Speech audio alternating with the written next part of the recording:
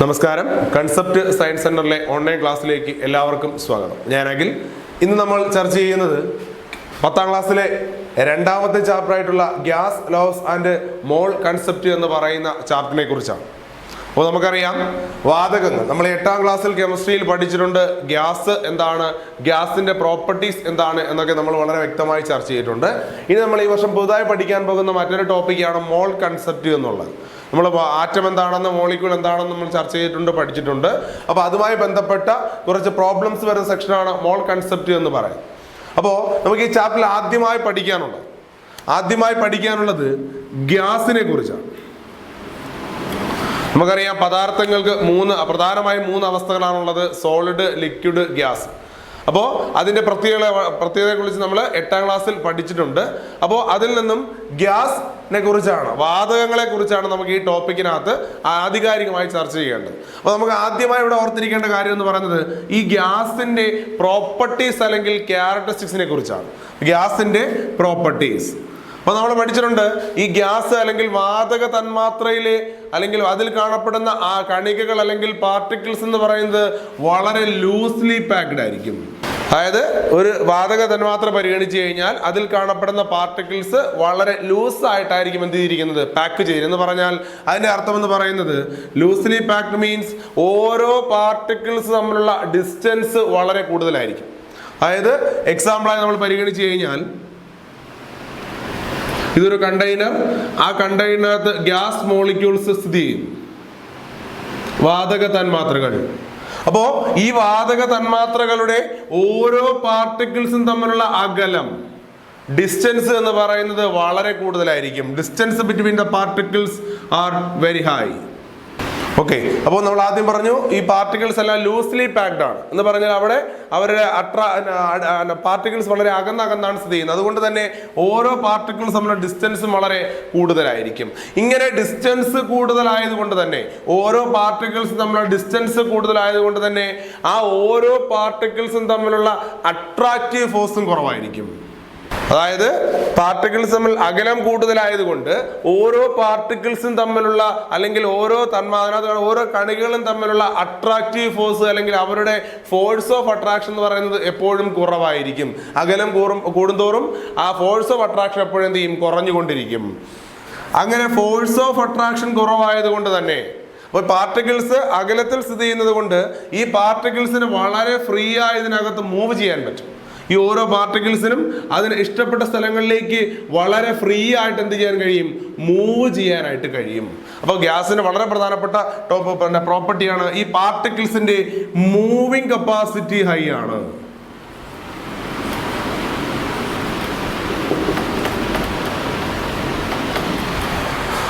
പാർട്ടിക്കിൾസിന് distance വളരെ കുറവായതുകൊണ്ട് തന്നെ ഡിസ്റ്റൻസ് വളരെ കൂടുതലായതുകൊണ്ട് തന്നെ അട്രാക്ഷൻ വളരെ കുറവായിരിക്കും. അട്രാക്ഷൻ കുറവായതുകൊണ്ട് തന്നെ ഈ ഓരോ പാർട്ടിക്കിൾസിന്റെയും മൂവിങ് കപ്പാസിറ്റി എന്ന് പറയുന്നത് ഹൈ ആയിരിക്കും. അവസാനമായി ഒരു പോയിന്റ് കൂടി, അങ്ങനെ മൂവിങ് കപ്പാസിറ്റി ഹൈ ആയതുകൊണ്ട്, അതായത് വളരെ വേഗത്തിൽ സഞ്ചരിക്കാൻ കഴിയുന്നത് കൊണ്ട് തന്നെ ഈ വാതക തന്മാത്രകളുടെ എനർജി ഹൈ ആയിരിക്കും.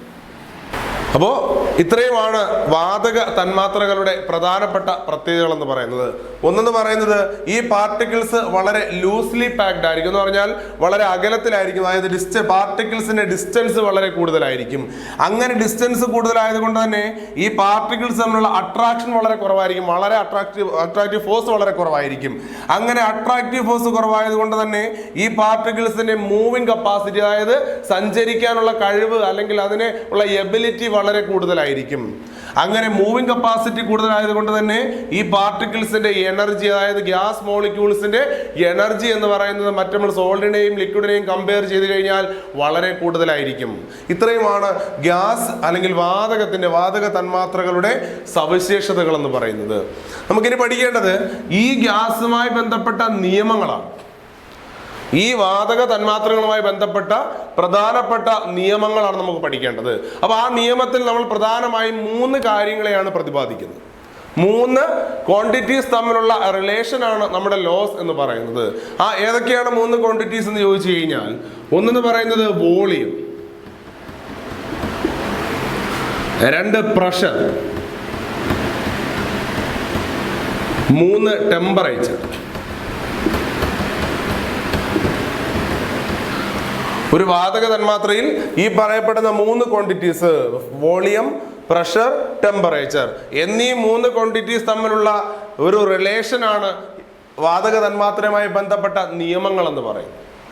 ക്ലിയർ ആണല്ലോ? അപ്പോൾ അവിടെ നമുക്ക് അറിഞ്ഞിരിക്കണം എന്താണ് വോളിയം അല്ലെങ്കിൽ വ്യാപ്തം. ഒരു പദാർത്ഥത്തിന്റെ അല്ലെങ്കിൽ ഒരു സബ്സ്റ്റൻസിന്റെ വോളിയം എന്താണെന്ന് ചോദിച്ചാൽ നമുക്കറിയാം ആ വോളിയം അല്ലെങ്കിൽ വ്യാപ്തം എന്ന് പറയുന്നത് ആ പദാർത്ഥത്തിന് ഒക്കുപ്പൈ ചെയ്യാൻ ആവശ്യമായ സ്പേസ് ആണ്. അതായത് ഏതൊരു പദാർത്ഥത്തിനും സ്ഥിതി ചെയ്യാൻ സ്ഥലം ആവശ്യമാണ്. അപ്പോൾ ആ പദാർത്ഥത്തിന് ഏതെങ്കിലും ഒരു പർട്ടിക്കുലർ പ്ലേസിൽ ഒക്കുപ്പൈ ചെയ്യണമെങ്കിൽ അതിന് ആവശ്യമായിട്ടുള്ള ആ ഒക്കുപ്പൈ ചെയ്യാൻ വേണ്ടി അതെടുക്കുന്ന സ്പേസ്, ആ സ്പേസിനെയാണ് നമ്മൾ വോളിയമായി പരിഗണിക്കപ്പെടുന്നത്. രണ്ടാമത്തത് പ്രഷർ. നമ്മൾ നേരത്തെ പറഞ്ഞു ഈ വാതക തന്മാത്രകൾക്ക് മൂവ് ചെയ്യാനുള്ള കപ്പാസിറ്റി ഉണ്ടെന്ന് പറഞ്ഞു. അപ്പോൾ ഈ മൂവ് ചെയ്യാനുള്ള കപ്പാസിറ്റി ഉള്ള എല്ലാ പാർട്ടിക്കിൾസും നമ്മൾ ഏതെങ്കിലും ഒരു പർട്ടിക്കുലർ കണ്ടെയ്നറിൽ എടുത്ത് വെച്ച് കഴിഞ്ഞാൽ, കണ്ടെയ്നർ മീൻസ് അത് ഉൾക്കൊള്ളുന്ന പാത്രം, അപ്പോൾ അതിനകത്ത് ഈ പാർട്ടിക്കിൾസ് മൂവ് ചെയ്യുമ്പോൾ അതിൻ്റെ വാൾസിലേക്ക്, അതായത് അതിൻ്റെ ഭിത്തിയിലേക്ക് എപ്പോഴും ഒരു ബലം കൊടുത്തുകൊണ്ടിരിക്കും. ഓക്കെ, അത് എത്ര ഏരിയയിലാണോ സ്ഥിതി ചെയ്യുന്നത്, അതാണ് നമ്മൾ ശ്രദ്ധിക്കേണ്ടത്. എത്ര ഏരിയയിലാണോ സ്ഥിതി ചെയ്യുന്നത് ആ ഏരിയയിലേക്ക് എന്ത് അപ്ലൈ ചെയ്യുന്നു? ഫോഴ്സ് അല്ലെങ്കിൽ ബലം കൊടുത്തുകൊണ്ടിരിക്കുന്നു. അങ്ങനെ മൂവിങ് കപ്പാസിറ്റി ഉള്ള പാർട്ടിക്കിൾസ് അല്ലെങ്കിൽ കണികകൾ ഒരു യൂണിറ്റ് ഏരിയയിൽ അപ്ലൈ ചെയ്യുന്ന ഫോഴ്സിനെയാണ് നമ്മൾ പ്രഷർ കൊണ്ട് അർത്ഥമാക്കുന്നത്. Pressure means force applied.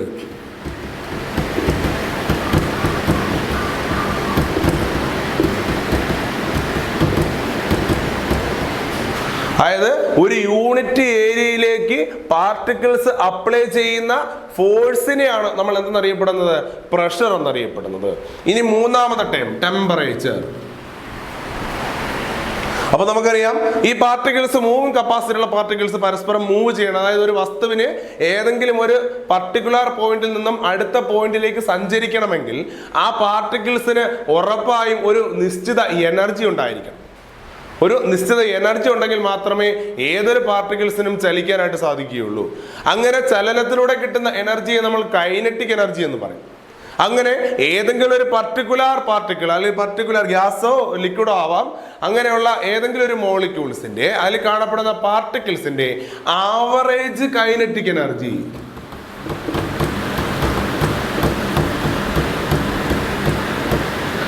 Average kinetic എനർജിയാണ് നമ്മൾ ആ പദാർത്ഥത്തിന്റെ ടെമ്പറേച്ചർ, അതിന് അനുഭവപ്പെടുന്ന ടെമ്പറേച്ചറായി പരിഗണിക്കപ്പെടുന്നത്. അപ്പോൾ നമ്മളെ ഗ്യാസ് ലായുമായി ബന്ധപ്പെട്ട 3 ടേമുകൾ. ഒന്ന് volume. Volume means space occupied, അതായത് സ്ഥിതി ചെയ്യാൻ ആവശ്യമായ സ്ഥലം, അതാണ് അതിന്റെ വ്യാപ്തം. ഇനി രണ്ടാമത്തെ പ്രഷർ. പ്രഷർ മീൻസ് ഒരു മൂവിങ് കപ്പാസിറ്റി ഉള്ള ഒരു പാർട്ടിക്കിൾസ്, ആ പാർട്ടിക്കിൾസ് അതൊരു യൂണിറ്റ് ഏരിയ പരിഗണിച്ചു കഴിഞ്ഞാൽ ആ യൂണിറ്റ് ഏരിയയിലേക്ക് അപ്ലൈ ചെയ്യുന്ന ഫോഴ്സിനെയാണ് നമ്മൾ എന്തെന്നറിയപ്പെടുന്നത്? പ്രഷർ എന്നറിയപ്പെടുന്നത്. ഇനി മൂന്നാമത്തെ ടേം എന്ന് പറയുന്നത് temperature. Temperature means moving capacity ഉള്ള എല്ലാ പാർട്ടിക്കിൾസിനും മൂവ് ചെയ്യുമ്പോൾ ഒരു എനർജി ലഭിക്കുന്നു, കൈനറ്റിക് എനർജി. ആ കൈനറ്റിക് എനർജിയുടെ ആവറേജ്, എത്ര പാർട്ടിക്കിൾസ് ഉണ്ടോ അത്രയും പാർട്ടിക്കിൾസിന്റെ കൈനറ്റിക് എനർജിയുടെ ആവറേജ് ആണ് നമ്മൾ ടെമ്പറേച്ചറായി പരിഗണിക്കപ്പെടുന്നത്. ഇത്രയുമാണ് നമ്മുടെ ഗ്യാസ് ലോയുടെ ഇൻട്രൊഡക്ഷൻ ആയി പഠിക്കേണ്ടത്. നമുക്ക് എന്താണ് ഗ്യാസ്, അല്ലെങ്കിൽ ഗ്യാസിന്റെ പ്രോപ്പർട്ടീസ് എന്തൊക്കെയാണ്, ഗ്യാസ് ലായുമായി ബന്ധപ്പെട്ട 3 ടേമുകൾ ഏതൊക്കെയാണ്, എന്താണ്. ഇനി നമുക്ക് ഈ 3 ടേമുകൾ volume, pressure, temperature, volume, pressure, temperature എന്നീ 3 ടേമുകൾ തമ്മിലുള്ള റിലേഷനാണ് നമുക്ക് ഗ്യാസ് ലോസ് എന്ന സെക്ഷനിൽ പഠിക്കേണ്ടത്. നമുക്ക് പ്രധാനമായിട്ടും ഇത് 3ഉം കണക്ട് ചെയ്ത് 3 ലോയാണ് പഠിക്കേണ്ടത്. അപ്പോൾ അടുത്ത നെക്സ്റ്റ് ടോപ്പിക് എന്ന് പറഞ്ഞാൽ നമ്മൾ ലോയിലേക്ക് കടക്കുകയാണ്. ലോ എത്തുന്നതിന് മുമ്പുള്ള ഇൻട്രൊഡക്ടറി പാർട്ടാണ് നമ്മൾ ഇത്രയും നേരം ചർച്ച ചെയ്തത്. അപ്പോൾ ഒന്നാമത്തെ വാതക നിയമം എന്ന് പറയുന്നത് ബോയിൽസ് ലോ. ഗ്യാസുമായി ബന്ധപ്പെട്ട ഒന്നാമത്തെ നിയമമാണ് ബോയിൽസ് ലോ അല്ലെങ്കിൽ ബോയിൽ നിയമം. രണ്ടാമത്തെ ലോ ചാൾസ് നിയമം. മൂന്നാമത്തേത് അവോഗാഡ്രോ ലോ. അപ്പോൾ വാതകവുമായി ബന്ധപ്പെട്ട, ഗ്യാസുമായി ബന്ധപ്പെട്ട പ്രധാനമായിട്ട് നമുക്ക് 3 നിയമങ്ങളാണുള്ളത്: Boyle's law, Charles law, Avogadro's law. അപ്പോൾ ഈ 3 ലോയുമായി ബന്ധപ്പെട്ട എന്താണ് ലോ, ആ ലോയുമായി ബന്ധപ്പെട്ട സമവാക്യം എന്താണ്, അതിന്റെ ആപ്ലിക്കേഷൻ, അങ്ങനെ 3 ടോപ്പിക്കുകളാണ് അതിനകത്ത് പഠിക്കേണ്ടത്. കൃത്യമായും ആ ടോപ്പിക്കിൽ നിന്ന് മസ്റ്റായി ക്വസ്റ്റ്യൻ ചോദിക്കുന്ന മേഖലയുമാണ്. അപ്പോൾ നമുക്ക് ആദ്യം പറയേണ്ടത് എന്താണ് ബോയിൽസ് ലോ എന്നാണ്. അപ്പൊ ബോയിൽ നിയമം പറയുന്നു അറ്റ് കോൺസ്റ്റന്റ് ടെമ്പറേച്ചർ, അതായത് ഒരു വാതകത്തിന്റെ നിയമത്തെ പ്രസ്താവിക്കുമ്പോൾ അവിടുത്തെ ടെമ്പറേച്ചർ നമ്മൾ സ്ഥിരമാക്കി വെച്ച് കഴിഞ്ഞാൽ, ടെമ്പറേച്ചർ കോൺസ്റ്റന്റ് ആക്കി വെച്ച് കഴിഞ്ഞാൽ ആ വാതകത്തിന്റെ വോളിയം, അതായത് വാതകത്തിന്റെ വ്യാപ്തം ആ വാതകത്തിലേക്ക് അനുഭവപ്പെടുന്ന പ്രഷറിന് വിപരീത അനുപാതത്തിലായിരിക്കും, ഇൻവേഴ്സ്ലി പ്രൊപ്പോർഷണൽ ആയിരിക്കും. ഇതാണ് ലോ പറയുന്നത്. അറ്റ് കോൺസ്റ്റന്റ് ടെമ്പറേച്ചർ സ്ഥിരമായിരുന്നാൽ ഒരു വാതകത്തിന്റെ വോളിയം, ആ വ്യാപ്തം എന്ന് പറയുന്നത് അതിൽ അനുഭവപ്പെടുന്ന പ്രഷറിന് ഇൻവേഴ്സ്ലി പ്രൊപ്പോർഷണൽ ആയിരിക്കും, അല്ല എന്നുണ്ടെങ്കിൽ വിപരീത അനുപാതത്തിലായിരിക്കും എന്നാണ് ഏത് നിയമം? ബോയിൽ നിയമം പ്രസ്താവിക്കുന്നത്. അതിന്റെ അടിസ്ഥാനത്തിൽ നമുക്കൊരു സമവാക്യം കൂടി രൂപീകരിക്കേണ്ടത് V inversely proportional to P. ഇവിടെ നമ്മൾ ഡിറൈവ് ചെയ്തെടുക്കുന്ന ഫൈനൽ ഇക്വേഷൻ എന്ന് പറയുന്ന PV ഈസ് എ കോൺസ്റ്റന്റ്. അപ്പോ ആദ്യം നമ്മൾ എന്താണ് ബോയിൽ നിയമം എന്ന് അറിഞ്ഞിരിക്കണം. കോൺസ്റ്റന്റ് ടെമ്പറേച്ചറിൽ ഒരു വാതകത്തിന്റെ ടെമ്പറേച്ചർ അഥവാ താപനില സ്ഥിരമായിരിക്കുന്ന അവസരത്തിൽ ആ വാതകത്തിന്റെ ആകെ വോളിയം അല്ലെങ്കിൽ വ്യാപ്തം എന്ന് പറയുന്നത് ആ വാതകത്തിലേക്ക് അനുഭവപ്പെടുന്ന മർദ്ദത്തിന് വിപരീത അനുപാതത്തിലായിരിക്കും, V inversely proportional to P. അവിടെ നമ്മൾ എടുക്കുന്ന ബോയിൽ നിയമത്തിന്റെ സമവാക്യമാണ് PV is a constant, pressure into volume, product of pressure and volume. അത് എപ്പോഴും എന്തായിരിക്കും? ഒരു കോൺസ്റ്റന്റ് ആയിരിക്കും. ഇതാണ് ബോയിൽ നിയമത്തിന്റെ സമവാക്യം. അപ്പോൾ ആദ്യം നമ്മൾ ഓർത്തിരിക്കണം എന്താണ് ബോയിൽ നിയമം, അതിന്റെ ഡെഫിനിഷൻ അറിഞ്ഞിരിക്കുക, ബോയിൽ നിയമത്തിന്റെ സമവാക്യം അറിഞ്ഞിരിക്കുക. ഇനി നമുക്ക് അറിയേണ്ടത് ബോയിൽ നിയമത്തിന്റെ ഒരു ആപ്ലിക്കേഷൻ ആണ്. അപ്പൊ ബോയിൽ നിയമത്തിന്റെ ആപ്ലിക്കേഷൻ എന്ന് പറയുന്നത്, നമ്മൾ അക്വേറിയത്തിലേക്ക് നോക്കുകയാണെങ്കിൽ, നമ്മൾ മീനൊക്കെ വളർത്തുന്ന അക്വേറിയത്തിലേക്ക് നമ്മൾ ശ്രദ്ധിക്കുകയാണെങ്കിൽ ഈ അക്വേറിയത്തിൽ നിന്നും കുമിളകൾ അല്ലെങ്കിൽ ബബിൾസ് മുകളിലേക്ക് വരാറുണ്ട്. അപ്പോൾ ഈ മുകളിലേക്ക് വരുന്ന ബബിൾസിന്റെ സൈസിൽ ചെറിയൊരു വേരിയേഷൻ ഉണ്ട്. അതായത് നമ്മൾ അക്വേറിയത്തെ പരിഗണിച്ചു കഴിഞ്ഞാൽ അക്വേറിയത്തിന്റെ ബോട്ടം റീജിയൻ, അതായത് അക്വേറിയത്തിന്റെ താഴ്ഭാഗത്ത് കാണപ്പെടുന്ന കുമിളകൾക്ക് സൈസ് കുറവായിരിക്കും ബബിൾസിന്.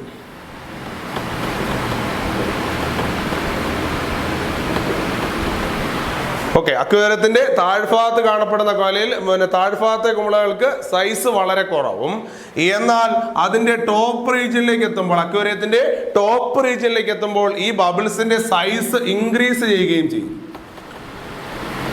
വളരെ പ്രധാനപ്പെട്ട ടോപ്പിക്കാണ്. അതായത് അക്വേറിയത്തിൽ മുകളിൽ നിന്ന് താഴെ നിന്ന് ബോട്ടം റീജിയനിൽ നിന്നും ടോപ്പ് റീജിയനിലേക്ക് ഈ ബബിൾസ് ഉയർന്നു വരുന്ന സമയത്ത് ആ ബബിൾസിന്റെ സൈസ് എന്തുകൊണ്ട് ഇൻക്രീസ് ചെയ്യുന്നു? ക്ലിയർ ആണല്ലോ? ക്വസ്റ്റ്യൻ ക്ലിയർ ആണല്ലോ? ഡയറക്റ്റ് ചോദിക്കുന്ന ക്വസ്റ്റ്യൻ ആണ്. അക്വേറിയത്തിൽ ബോട്ടം അടിഭാഗത്ത് നിന്ന് മുകൾ ഭാഗത്തേക്ക് വരുന്ന കുമിളകളുടെ സൈസ് അല്ലെങ്കിൽ വലിപ്പം എന്തുകൊണ്ടാണ് കൂടി വരുന്നത്? അപ്പോൾ നമ്മൾ അവിടെ റിലേറ്റ് ചെയ്യേണ്ട ലോ എന്ന് പറയുന്നത് ബോയിൽ നിയമമാണ്. അവിടെ റിലേറ്റ് ചെയ്യേണ്ട ലോ എന്ന് പറയുന്നത് ബോയിൽ നിയമമാണ്. അപ്പോൾ ബോയിൽ നിയമത്തിൽ പറയുന്നു വോളിയം എന്ന് പറയുന്നത് പ്രഷറിന് ഇൻവേഴ്സ്ലി പ്രൊപ്പോർഷണൽ ആണ്. വോളിയം കൂടുമ്പോഴത്തേക്കായിരിക്കും ബബിൾസിന്റെ സൈസ് കൂടുന്നത്. അപ്പോൾ ഈ അക്വേറിയത്തിന്റെ ഏറ്റവും ബോട്ടം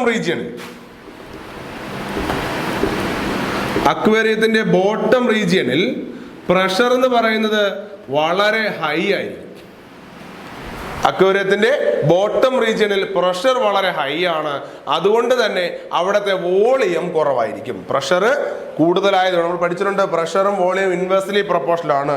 ഇവിടെ പ്രഷർ കൂടുകയാണെങ്കിൽ വാതക തന്മാത്രയുടെ വോളിയം അഥവാ വ്യാപ്തം കുറയുന്നു. പ്രഷർ കുറയ്ക്കുകയാണെങ്കിൽ വാതക തന്മാത്രയുടെ വോളിയം എന്ത് ചെയ്യുന്നു? കൂടുന്നു. അപ്പോൾ ഈ അക്വേറിയത്തിന്റെ ബോട്ടം റീജിയനിൽ പ്രഷർ കൂടുതലാണ്. സോ അവിടെ എന്ത് കുറവായിരിക്കും? വോളിയം കുറവായിരിക്കും. അങ്ങനെ ബോട്ടം റീജിയനിൽ പ്രഷർ കൂടുതലായതുകൊണ്ടാണ് ബബിൾസിന്റെ സൈസ് ഡിക്രീസ് ചെയ്യുന്നത്. ഇനി അതിന് നേരെ ഓപ്പോസിറ്റ്, ഇതിന്റെ ടോപ്പിലേക്ക് വരുന്ന അവസരത്തിൽ, അതായത് അക്വേറിയത്തിന്റെ മുകളിലേക്ക് വരുന്ന അവസരത്തിൽ പ്രഷർ കുറഞ്ഞാണ് വരുന്നത്. നമ്മളെ അക്വേറിയത്തിന്റെ താഴ്ന്ന് മുകളിലേക്ക് വരുമ്പോൾ പ്രഷർ എന്ത് ചെയ്യുന്നു? കുറഞ്ഞു. അതായത് ഏറ്റവും ടോപ്പിലേക്ക് എത്തുമ്പോഴത്തേക്ക് ഈ പ്രഷർ വളരെ കുറയുന്നു. നമ്മൾ നേരത്തെ പഠിച്ചാണ് ഇൻവേഴ്സ്ലി വിപരീത അനുപാതമായതുകൊണ്ട് തന്നെ പ്രഷർ കുറഞ്ഞു കഴിഞ്ഞാൽ അവിടെ തീർച്ചയായും വോളിയം എന്ത് ചെയ്യണം? ഇൻക്രീസ് ചെയ്യണം. സോ ടോപ്പ് റീജിയൻ എത്തുമ്പോഴത്തേക്ക് വോളിയം ഇൻക്രീസ് ചെയ്യും.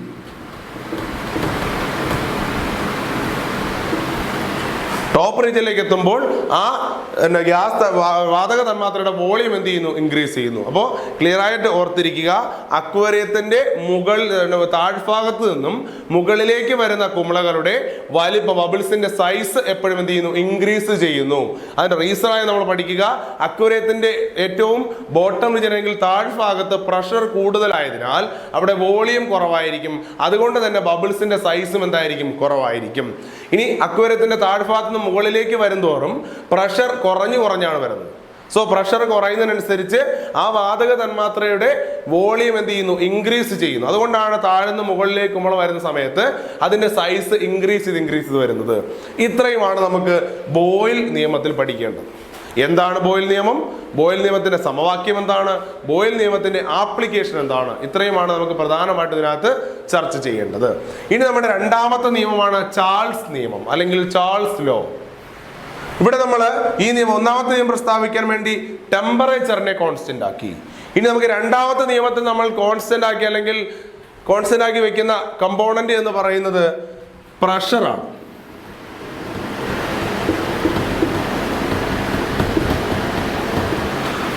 അറ്റ് കോൺസ്റ്റന്റ് പ്രഷർ, അതായത് മർദ്ദം, ഒരു വാതകത്തിന്റെ മർദ്ദത്തെ നമ്മൾ സ്ഥിരമാക്കി വെച്ചാൽ, ഒരു വാതകത്തിന്റെ മർദ്ദത്തെ സ്ഥിരമാക്കി വെച്ച് കഴിഞ്ഞാൽ ആ വാതകത്തിന്റെ വോളിയം എന്ന് പറയുന്നത് അതിന്റെ ടെമ്പറേച്ചറിന് ഡയറക്ട്ലി പ്രൊപ്പോർഷണൽ ആയിരിക്കും. Volume directly proportional to temperature.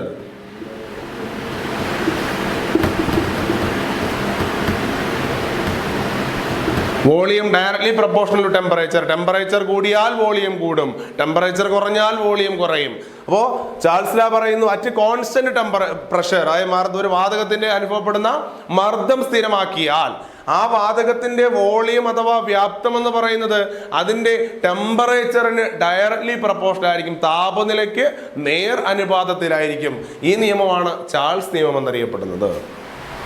ഇനി അതിന്റെ സമവാക്യമാണ് V/T is a constant. Equation നമ്മൾ എപ്പോഴും ഓർത്തിരിക്കുക, V/T is a constant. Charles നിയമത്തിന്റെ സമവാക്യം V/T is a constant.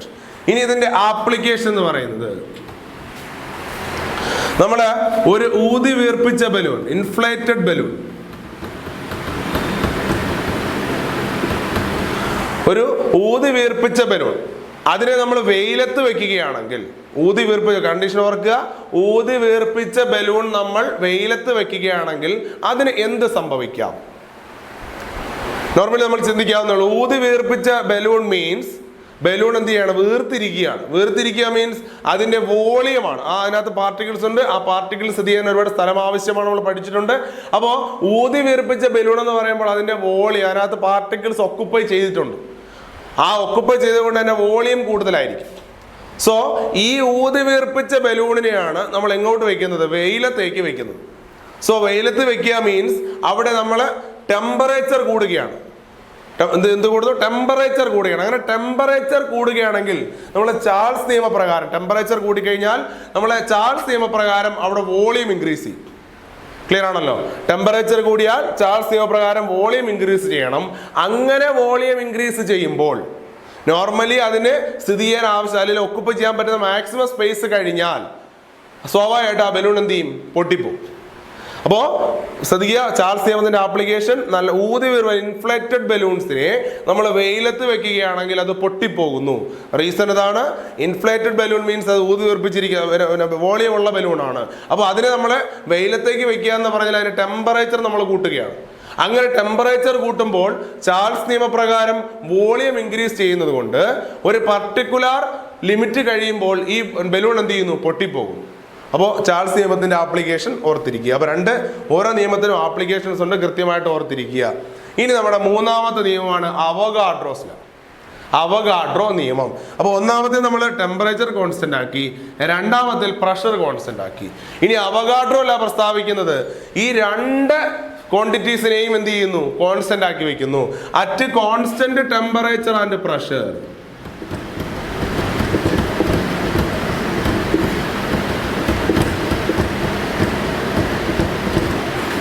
At constant temperature and pressure, ഒരു വാതകത്തിൽ അനുഭവപ്പെടുന്ന താപനിലയും അതിന്റെ മർദ്ദവും സ്ഥിരമാക്കി വെച്ചാൽ അങ്ങനെയുള്ള കണ്ടീഷനിൽ ആ വാതകത്തിന്റെ വോളിയം എന്ന് പറയുന്നത്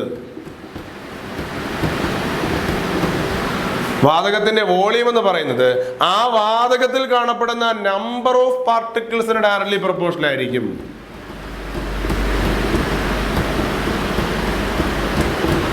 കണ്ടീഷൻ ഓർക്കുക, ടെമ്പറേച്ചർ അതുപോലെ തന്നെ പ്രഷർ എന്നിവ സ്ഥിരമാക്കി വെച്ച് കഴിഞ്ഞാൽ, താപനിലയോ മർദ്ദമോ സ്ഥിരമാണെങ്കിൽ ആ വാതകത്തിന്റെ വോളിയം, അതായത് വ്യാപ്തം എന്ന് പറയുന്നത്, അതിൽ കാണപ്പെടുന്ന നമ്പർ ഓഫ് പാർട്ടിക്കിൾസ്, എത്ര കണികകളുണ്ടോ അത്രയും ആയിരിക്കും ആ വാതകത്തിന്റെ വോളിയം എന്ന് പറയുന്നത്. ഓക്കെ ആണല്ലോ. അപ്പൊ ഒരു വാതകത്തിന്റെ വോളിയം, അതായത് ടെമ്പറേച്ചറോ പ്രഷറോ കോൺസ്റ്റന്റ് ആക്കി കഴിഞ്ഞാൽ ഒരു വാതകത്തിന്റെ വോളിയം എന്ന് പറയുന്നത് ആ വാതക തന്മാത്രയിൽ കാണപ്പെടുന്ന നമ്പർ ഓഫ് പാർട്ടിക്കിൾസിന് ഡയറക്ട്ലി പ്രൊപ്പോർഷണൽ ആയിരിക്കും. V directly proportional to N. N means number of particles. V volume. Number of particles കൂടുമ്പോൾ വോളിയം കൂടുന്നു. നമ്പർ ഓഫ് പാർട്ടിക്കിൾസ് കുറയുമ്പോൾ വോളിയം എന്ത് ചെയ്യുന്നു? കുറയുന്നു. ഏറ്റവും നമ്മൾ സിമ്പിൾ എക്സാമ്പിളായി പറഞ്ഞു കഴിഞ്ഞാൽ, നമ്മൾ ബലൂൺ ഊതി വീർപ്പിക്കുന്നു. അപ്പോൾ നമ്മൾ എത്രത്തോളം അതിനകത്തേക്ക് നമ്മൾ ഊതുകയാണോ അതിനനുസരിച്ച് ബലൂൺ എന്ത് ചെയ്യുന്നു? വീർത്ത് വരുന്നു. അതിന്റെ റീസൺ എന്ന് പറയുന്നത്, നമ്മൾ അതിനകത്തേക്ക് വാതക തന്മാത്രകളെ അല്ലെങ്കിൽ വാതകത്തിന്റെ പാർട്ടിക്കിൾസിനെ നമ്മൾ അങ്ങോട്ട് കൊടുക്കുന്നു. ഊതുമ്പോൾ ബലൂൺ ഇൻഫ്ലേറ്റ് ചെയ്യുമ്പോഴത്തേക്ക് നമ്മൾ അങ്ങോട്ട് വാതക തന്മാത്ര അല്ലെങ്കിൽ പാർട്ടിക്കിൾസിനെ നൽകിക്കൊണ്ടിരിക്കുകയാണ്. അപ്പോൾ എത്രത്തോളം പാർട്ടിക്കിൾസ് ബലൂണിനകത്തേക്ക് ചെല്ലുന്നോ ബലൂൺ അതിനനുസരിച്ച് എന്ത് ചെയ്യുന്നു? വികസിക്കുന്നു. അപ്പോൾ ബലൂൺ വികസിക്കാനുള്ള കാരണം എന്ന് പറയുന്നത് അതിൽ നമ്പർ ഓഫ് പാർട്ടിക്കിൾസ് കൂടുന്നു. അവഗാഡ്രോ നിയമപ്രകാരം ഒരു വാതകത്തിൽ നമ്പർ ഓഫ് പാർട്ടിക്കിൾസ് കൂടുതലാണെങ്കിൽ ആ വാതകത്തിന്റെ എന്തും കൂടുതലായിരിക്കും? വോളിയവും കൂടുതലായിരിക്കും. അതിലെ നമ്പർ ഓഫ് പാർട്ടിക്കിൾസ് കുറവാണെങ്കിൽ എന്ത് കുറവായിരിക്കും? വോളിയം കുറവായിരിക്കും. ഇത്രയുമാണ് നമുക്ക് ഫസ്റ്റ് പാർട്ടിൽ പഠിക്കേണ്ടത്. ഗ്യാസ് നിയമ, വാതക നിയമങ്ങൾ അല്ലെങ്കിൽ ഗ്യാസ് ലോസ് എന്ന് പറയുന്ന സെക്ഷനിൽ നമുക്ക് ചർച്ച ചെയ്യേണ്ടത്. ഒന്നാമത്തെ law Boyle's law. Boyle's law പറയുന്നു, ടെമ്പറേച്ചർ കോൺസ്റ്റന്റ് ആക്കിയാൽ വോളിയം പ്രഷറിന് ഇൻവേഴ്സ്ലി പ്രൊപ്പോർഷണൽ. ചാൾസ് നിയമം പറയുന്നു, മർദ്ദം സ്ഥിരമാക്കിയാൽ, പ്രഷർ കോൺസ്റ്റന്റ് ആക്കിയാൽ വോളിയം ടെമ്പറേച്ചറിന് ഡയറക്ട്ലി പ്രൊപ്പോർഷണൽ. അവഗാഡ്രോ ലോ പറയുന്നു, ടെമ്പറേച്ചറും പ്രഷറും കോൺസ്റ്റന്റ് ആക്കി കഴിഞ്ഞാൽ വാതകത്തിന്റെ വോളിയം എന്ന് പറയുന്നത് അതിന്റെ നമ്പർ ഓഫ് പാർട്ടിക്കിൾസിന് ഈക്വൽ ആയിരിക്കും. ഇത്രയുമാണ് നമ്മുടെ സെക്കൻഡ് ചാപ്റ്ററിന്റെ ഫസ്റ്റ് പോർഷൻ എന്ന് പറയുന്നത്, ഗ്യാസ് ലോസ് എന്ന് പറയുന്ന പോർഷൻ. ഇനി നമുക്ക് അടുത്ത പുതിയ സെക്ഷനിലേക്കാണ് കിടക്കേണ്ടത്, മോൾ കൺസെപ്റ്റ്. ഇത്രയും ഭാഗത്തു നിന്ന് പ്രധാനമായിട്ടും ഓർത്തിരിക്കേണ്ടത് ഈ ഓരോന്നിന്റെയും ഡെഫിനിഷൻ, അതിന്റെ ഇക്വേഷൻ, അതിന്റെ ആപ്ലിക്കേഷൻ, ഇത്രയും കാര്യങ്ങൾ കൃത്യമായി ഓർത്തിരിക്കണം. ഇനി നമുക്ക് ചാപ്റ്ററിന്റെ രണ്ടാമത്തെ സെക്ഷനായിട്ടുള്ള മോൾ കൺസെപ്റ്റ് എന്ന് പറയുന്ന സെക്ഷനിലേക്ക് നമുക്ക് പോകാം. അപ്പോൾ നമ്മൾ ഈ മോൾ കൺസെപ്റ്റ് എന്ന് പറയുന്ന സെക്ഷൻ നമ്മൾ ഇതിനു മുമ്പ് പഠിച്ചിട്ടില്ലാത്ത ഒരു പുതിയ ടോപ്പിക്കാണ്. SLCക്ക് നമ്മൾ ഉൾപ്പെടുത്തിയിരിക്കുന്ന പുതിയ ടോപ്പിക്കാണ് മോൾ കൺസെപ്റ്റ് എന്ന് പറയുന്നത്. ഇതിന്റെ ബേസിക് ആയിട്ട് നമ്മൾ ആറ്റം, മോളിക്യൂൾസ് എന്ന കൺസെപ്റ്റുകൾ മാത്രമാണ് നമ്മൾ എന്ത് ചെയ്തിട്ടുള്ളത്? പഠിച്ചിട്ടുള്ളത്. അപ്പോൾ അതിൽ നിന്നും ഇലാബറേറ്റഡ് ആയിട്ടുള്ള ഒരു പോർഷനാണ് മോൾ കൺസെപ്റ്റ്. അപ്പോൾ നമ്മൾ ഡയറക്റ്റ് ആ ടോപ്പിക്കിലേക്ക് പോകുന്നതിന് മുമ്പ് നമുക്ക് അതിന്റെ എലമെന്ററി സെക്ഷനായി കുറച്ച് ടോപ്പിക്കുകൾ അറിഞ്ഞിരിക്കണം. അപ്പോൾ നമുക്കറിയാം, ആറ്റവുമായി ബന്ധപ്പെട്ട രണ്ട് ടേമുകൾ, atomic mass, gram atomic mass.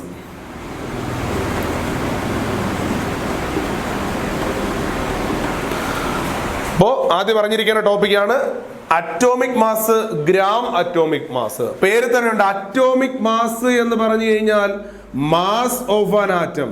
ഒരു ആറ്റത്തിന്റെ മാസിനെയാണ് നമ്മൾ എന്തറിയപ്പെടുന്നത്? അറ്റോമിക് മാസ് എന്നറിയപ്പെടുന്നത്. ഇനി രണ്ടാമത്തെ ടോപ്പിക്കാണ് ഗ്രാം അറ്റോമിക് മാസ്.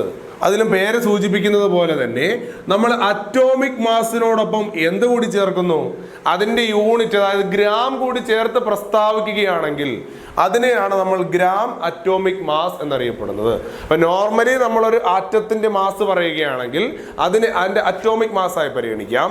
ഈ അറ്റോമിക് മാസിനോടൊപ്പം ഗ്രാം ചേർത്ത് പറയുകയാണെങ്കിൽ അതിനെയാണ് എന്തെന്ന് പറയുന്നത്? Gram atomic mass.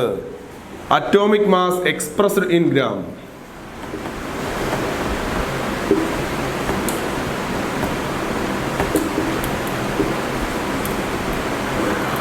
അപ്പോൾ ഒരു ആറ്റത്തിന്റെ മാസിനെ ഗ്രാമിൽ പ്രസ്താവിക്കുകയാണെങ്കിൽ അത് ഗ്രാം അറ്റോമിക് മാസ്. ഇനി നമുക്ക് വളരെ പ്രധാനപ്പെട്ട അറിഞ്ഞിരിക്കേണ്ടത് കുറച്ച് ആറ്റങ്ങളും അവയുടെ ഗ്രാം അറ്റോമിക് മാസുകളുമാണ്.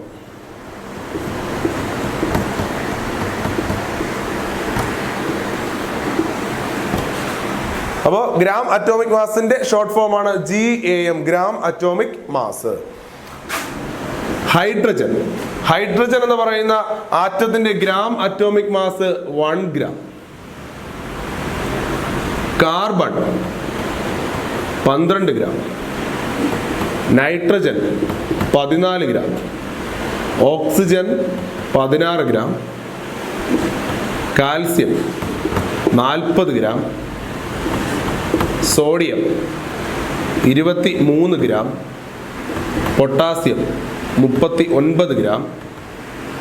Chlorine 35.5 gram. ഇത്രയും പ്രധാനമായിട്ട് നമ്മൾ അറിഞ്ഞിരിക്കേണ്ട ആറ്റങ്ങളും അവയുടെ ഗ്രാം അറ്റോമിക് മാസ്. നമ്മൾ പ്രോബ്ലം ചെയ്ത സെക്ഷനിൽ നമ്മൾ ക്വസ്റ്റ്യനകത്ത് ഈ ഗ്രാം അറ്റോമിക് മാസ് തന്നിരിക്കുമെങ്കിലും നമ്മൾ കൃത്യമായിട്ട് അറിഞ്ഞിരിക്കുക. അഥവാ തരാത്തൊരവസരത്തിൽ നമുക്കത് എഴുതേണ്ടി വന്നു കഴിഞ്ഞാൽ നമ്മൾ ഓർത്തിരിക്കണം. ഇത്രയുമാണ് നമുക്ക് പ്രോബ്ലം സെക്ഷനിൽ ആവശ്യമായിട്ട് വരുന്ന ആറ്റവും അതിന്റെ ഗ്രാം അറ്റോമിക് മാസും. അപ്പോൾ അറ്റോമിക് മാസ് എന്ന് പറഞ്ഞാൽ ആറ്റത്തിന്റെ മാസ്.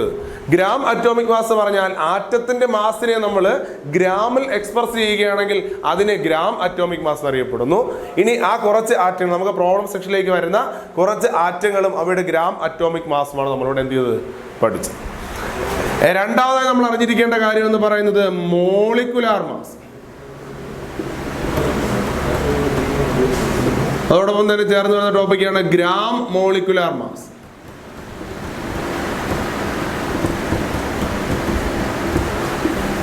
നമ്മൾ ആറ്റത്തിന്റെ കാര്യം പറഞ്ഞതുപോലെ തന്നെ മോളിക്കുലാർ മാസ് എന്ന് പറഞ്ഞാൽ ഒരു മോളിക്യൂള് അല്ലെങ്കിൽ ഒരു തന്മാത്രയുടെ ഭാരം, അതിന്റെ മാസിനെയാണ് നമ്മൾ മോളിക്കുലാർ മാസ് എന്ന് പറയുന്നത്. Mass of A molecule.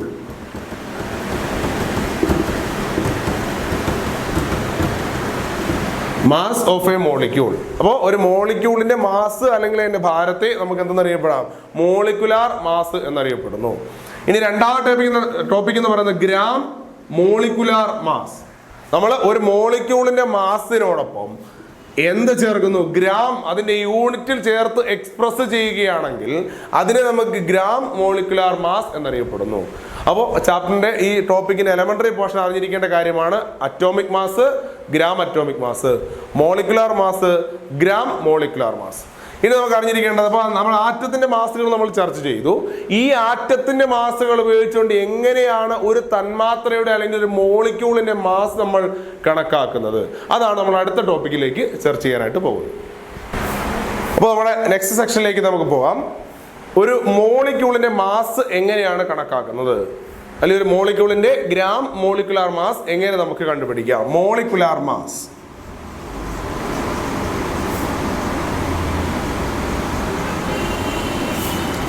അപ്പോൾ നമുക്ക് മുന്നോട്ടുള്ള പ്രോബ്ലം സെക്ഷനിൽ വളരെ പ്രധാനമായിട്ട് ചോദിക്കുന്ന ഒരു ടോപ്പിക്കിൽ വരുന്ന ക്വസ്റ്റ്യനിലെ ഒരു പാർട്ടാണ് ഒരു മോളിക്യൂൾ തന്നിട്ട് അതിന്റെ മാസ് കണക്കാക്കുക എന്നുള്ളത്.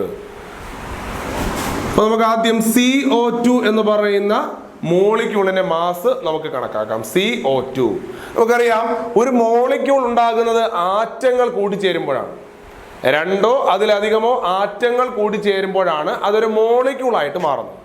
സ്വാഭാവികമായിട്ടും ഇങ്ങനെ ആറ്റങ്ങൾ കൂടിച്ചേരുന്ന ഒരു മോളിക്യൂളിന്റെ മാസ് എന്ന് പറയുന്നത് ഈ കൂടിച്ചേരുന്ന ആറ്റങ്ങൾ ഏതൊക്കെയാണോ അവയുടെ മാസിന്റെ സം ആയിരിക്കും ആ മോളിക്യൂളിന്റെയും എന്തെന്നറിയപ്പെടുന്നത് മാസ് എന്ന് പറയുന്നത്. ഇപ്പൊ CO2 എന്ന് പറയുന്ന മോളിക്യൂൾ അത് ഫോം ചെയ്യാനായി ഒരു കാർബൺ ആറ്റവും 2 ഓക്സിജൻ ആറ്റവും ഉണ്ടായിരുന്നു. ഒരു കാർബൺ ആറ്റവും 2 ഓക്സിജൻ ആറ്റവും ഉണ്ടായിരുന്നു. അപ്പോൾ CO2 എന്ന് പറയുന്ന മോളിക്യൂളിന്റെ മാസ് എന്ന് പറയുന്നത് ഈ ഒരു കാർബൺ ആറ്റത്തിന്റെ മാസും 2 ഓക്സിജൻ ആറ്റത്തിന്റെ മാസും കൂടി ആഡ് ചെയ്യുന്നതായിരിക്കും. ക്ലിയർ ആയല്ലോ? ഒരു കാർബൺ ആറ്റത്തിന്റെ മാസും 2 ഓക്സിജൻ ആറ്റത്തിന്റെ മാസും കൂടി ചേരുമ്പോഴാണ് CO2 എന്ന് പറയുന്ന മോളിക്യൂളിന്റെ മാസായി മാറുന്നത്. നമുക്ക് നോക്കാം. ഒരു കാർബൺ ആറ്റത്തിന്റെ മാസ്, കാർബൺ ആറ്റത്തിന്റെ ഗ്രാം അറ്റോമിക് മാസ് എന്ന് പറയുന്നത് 12 ഗ്രാം ആണ്. നമ്മൾ ആ ഇക്വേഷൻ പറഞ്ഞ ആദ്യം എത്ര കാർബൺ ആറ്റം ഉണ്ട്? ഒരു കാർബൺ ആറ്റം ഇൻറ്റു ഒരു കാർബൺ ആറ്റത്തിന്റെ മാസ്. ഒരു കാർബൺ ആറ്റത്തിന്റെ മാസ് 12 ഗ്രാം. നമ്മൾ കാർബണിന്റെ സെക്ഷൻ കഴിഞ്ഞു. നമ്മൾ പറഞ്ഞു കൂടിച്ചേരുകയാണ്. So plus. ഇനി നോക്കിയേ, ഓക്സിജൻ ആറ്റം. ഇവിടെ എത്ര ഓക്സിജൻ ആറ്റം? 2 ഓക്സിജൻ ആറ്റം ഉണ്ട്. ആദ്യം ബ്രാക്കറ്റ് ഓപ്പൺ ചെയ്യുക, ഓക്സിജൻ ആറ്റത്തിന്റെ എണ്ണം എഴുതുക 2. ഒരു ഓക്സിജൻ ആറ്റത്തിന്റെ മാസ് നമ്മൾ ഒരെണ്ണമായിട്ട് പരിഗണിക്കുന്നത് 2 ഓക്സിജൻ ആറ്റം ഉണ്ട്, രണ്ടിന്റെയും മാസ് നമ്മൾ പരിഗണിക്കുന്നു. അപ്പോൾ 2 ഓക്സിജൻ ആറ്റം ഉണ്ട്. അപ്പോൾ ഒരു ഓക്സിജൻ ആറ്റത്തിന്റെ മാസ് എന്ന് പറയുന്നത് 16 ഗ്രാം ആണ്. So 2 oxygen atom 2 × 16. So 1 × 12 12 plus 2 × 16 32. നമ്മൾ ടോട്ടൽ കണ്ടുപിടിക്കുമ്പോൾ 44 ഗ്രാം എന്ന് വരും. CO2വിന്റെ ഗ്രാം മോളിക്കുലാർ മാസ് 44 ഗ്രാം ആയിരിക്കും. നമ്മൾ കുറച്ചും കൂടെ വലിയ ഒരു മോളിക്യൂൾ പരിഗണിച്ച് നോക്കാം. H2SO4. ഇതിന്റെയാണ് ഗ്രാം മോളിക്കുലാർ മാസ് ചോദിക്കുന്നതെങ്കിൽ നമ്മൾ ആദ്യം ഏതൊക്കെ ആറ്റങ്ങൾ ഉണ്ടെന്ന് നോക്കുക. Hydrogen atom, sulphur, oxygen. ഇനി ഓരോ ആറ്റങ്ങളും എത്ര എണ്ണം ഉണ്ടെന്ന് പരിഗണിക്കും. Hydrogen 2 atom, sulphur 1, oxygen 4. അപ്പോൾ H2SO4ന്റെ മാസ് എന്ന് പറയുന്നത് 2 ഹൈഡ്രജൻ ആറ്റത്തിന്റെയും 1 സൾഫർ ആറ്റത്തിന്റെയും 4 ഓക്സിജൻ ആറ്റത്തിന്റെയും കൂടി മാസുകൾ കൂടി ചേരുമ്പോഴാണ് H2SO4 എന്ന് പറയുന്ന മോളിക്യൂളിന്റെ മാസായി മാറുന്നത്. അപ്പൊ നമുക്ക് നോക്കാം. ആദ്യം ഹൈഡ്രജന്റെ സെക്ഷൻ എടുത്തു. 2 ഹൈഡ്രജൻ ആറ്റം, എണ്ണം അതുപോലെ എഴുതുന്നു നമ്മൾ. ഇൻറ്റു 1 ഹൈഡ്രജന്റെ മാസ് 1 ഗ്രാം. അപ്പോൾ ഹൈഡ്രജന്റെ സെക്ഷൻ അവിടെ തീർന്നു. പ്ലസ് സൾഫർ ആറ്റങ്ങളുടെ എണ്ണം നോക്കുക. 1 സൾഫർ ആറ്റം, 1 സൾഫർ ആറ്റത്തിന്റെ മാസ് എന്ന് പറയുന്നത് 32 ഗ്രാം. 1 സൾഫർ ആറ്റത്തിന്റെ mass 32 gram. Plus 4 oxygen atom, 4 oxygen atom. 1 oxygen ആറ്റത്തിന്റെ മാസ് 16 ഗ്രാം. അപ്പോൾ 2 × 1 2 പ്ലസ് 1 × 32 32 പ്ലസ് 16 × 4 64. ടോട്ടൽ 98 ഗ്രാം എന്ന് വരും. അപ്പോൾ ഇങ്ങനെയാണ് ഒരു മോളിക്യൂൾ തന്നിരുന്നാൽ അതിന്റെ മോളിക്കുലാർ മാസ്, പരീക്ഷയ്ക്ക് 1 മാർക്കിന് ചോദിക്കുന്ന സെക്ഷനാണ്. Calculate the molecular mass of X or Y etcetera.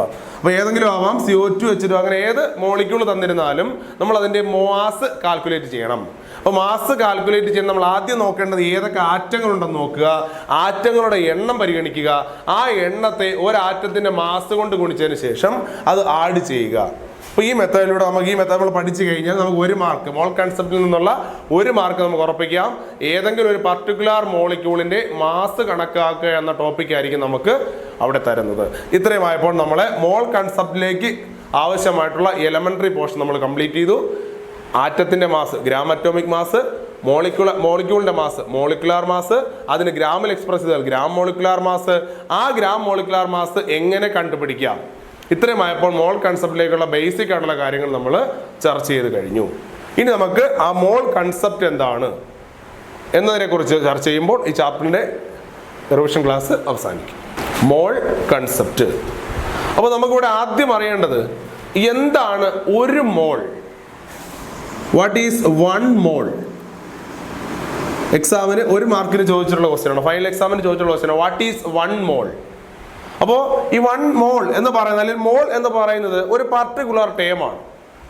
അപ്പോൾ നമ്മൾ 1 ജോഡി എന്ന് പറയും. അപ്പോൾ 1 ജോഡി എന്ന് പറയണമെങ്കിൽ അവിടെ 2 എണ്ണം ഉണ്ടായിരിക്കണം. ഏത് വസ്തുവായാലും 1 ജോഡി എന്ന് പറയണമെങ്കിൽ അവിടെ 2 എണ്ണം ഉണ്ടായിരിക്കണം. 1 ഡസൻ എന്ന് പറയണമെങ്കിൽ അവിടെ 12 എണ്ണം ഉണ്ടായിരിക്കണം. ക്ലിയർ ആയല്ലോ? 1 ജോഡി എന്ന് പറയുമ്പോൾ അവിടെ 2 എണ്ണം, 1 ഡസൻ എന്ന് പറയുമ്പോൾ അവിടെ 12 എണ്ണം. സോ അതുപോലെ ഒരു ടേമാണ് 1 മോൾ എന്ന് പറയുന്നത്. എത്രയോ എണ്ണം പാർട്ടിക്കിളുകൾ കൂടി ചേരുമ്പോഴാണ് നമ്മൾ അതിനെ 1 മോൾ ആയി പരിഗണിക്കുന്നത്. 2 എണ്ണം, അത് നമ്മൾ ഒരു ജോഡി എന്ന് പറഞ്ഞതുപോലെ എത്രയോ എണ്ണം പാർട്ടിക്കിൾസ്, ആ എണ്ണമാണ് നമുക്ക് അറിഞ്ഞിരിക്കേണ്ടത്. എത്രയോ എണ്ണം പാർട്ടിക്കിൾസിനെയാണ് നമ്മൾ 1 മോളായി പരിഗണിക്കുക. അത് എത്രയാണ് എന്ന് ചോദിച്ചു കഴിഞ്ഞാൽ 1 മോളായി പരിഗണിക്കുക. 1 മോൾ എന്ന് പറയുന്ന ടേം എന്ന് പറയുന്നത് 6.022 into 10⁻23 പാർട്ടിക്കിൾസ് ഉണ്ടെങ്കിൽ, ശ്രദ്ധിക്കുക, 1 മോൾ എന്ന് പരിഗണിക്കണമെങ്കിൽ ആ ഒരു പദാർത്ഥത്തിൽ, അത് ആറ്റമാവാം മോളിക്യൂൾ ആകാം എന്തുവാവാം, ഏതായാലും ഒരു ആറ്റമോ മോളിക്യൂളോ എന്തിനെ പരിഗണിക്കുമ്പോഴും അതിനകത്ത് 6.022 into 10⁻23 പാർട്ടിക്കിൾസ് കാണപ്പെടുകയാണെങ്കിൽ നമ്മൾ നേരത്തെ പറഞ്ഞതുപോലെ തന്നെയാണ് എണ്ണമാണ് നമ്മൾ പരിഗണിക്കേണ്ടത്. ഇവിടുത്തെ എണ്ണം എന്ന് പറയുന്നത് 6.022 ന് 10⁻23. അത്രയും എണ്ണം പാർട്ടിക്കിൾസ് ഉണ്ടെങ്കിൽ ആ ടേമിനെയാണ് നമ്മൾ 1 മോൾ എന്നറിയപ്പെടുന്നത്. ഫൈനൽ എക്സാമിന് ചോദിച്ചിട്ടുള്ള question, what is 1 mole? 6.022 × 10⁻23 particles കാണപ്പെടുന്ന ഏതൊരു സബ്സ്റ്റൻസിനെയും നമുക്ക് എന്ത് വിളിക്കാം? 1 മോൾ എന്ന് വിളിക്കാം. ഇനി അടുത്തൊരു കണ്ടീഷൻ നമ്മൾ പറയുന്നു, ഈ 6.022 × 10⁻23 പാർട്ടിക്കിൾസ് കാണണമെങ്കിൽ, ഇപ്പോൾ ഒരു പർട്ടിക്കുലർ ആറ്റം ആണെന്ന് വിചാരിക്കും.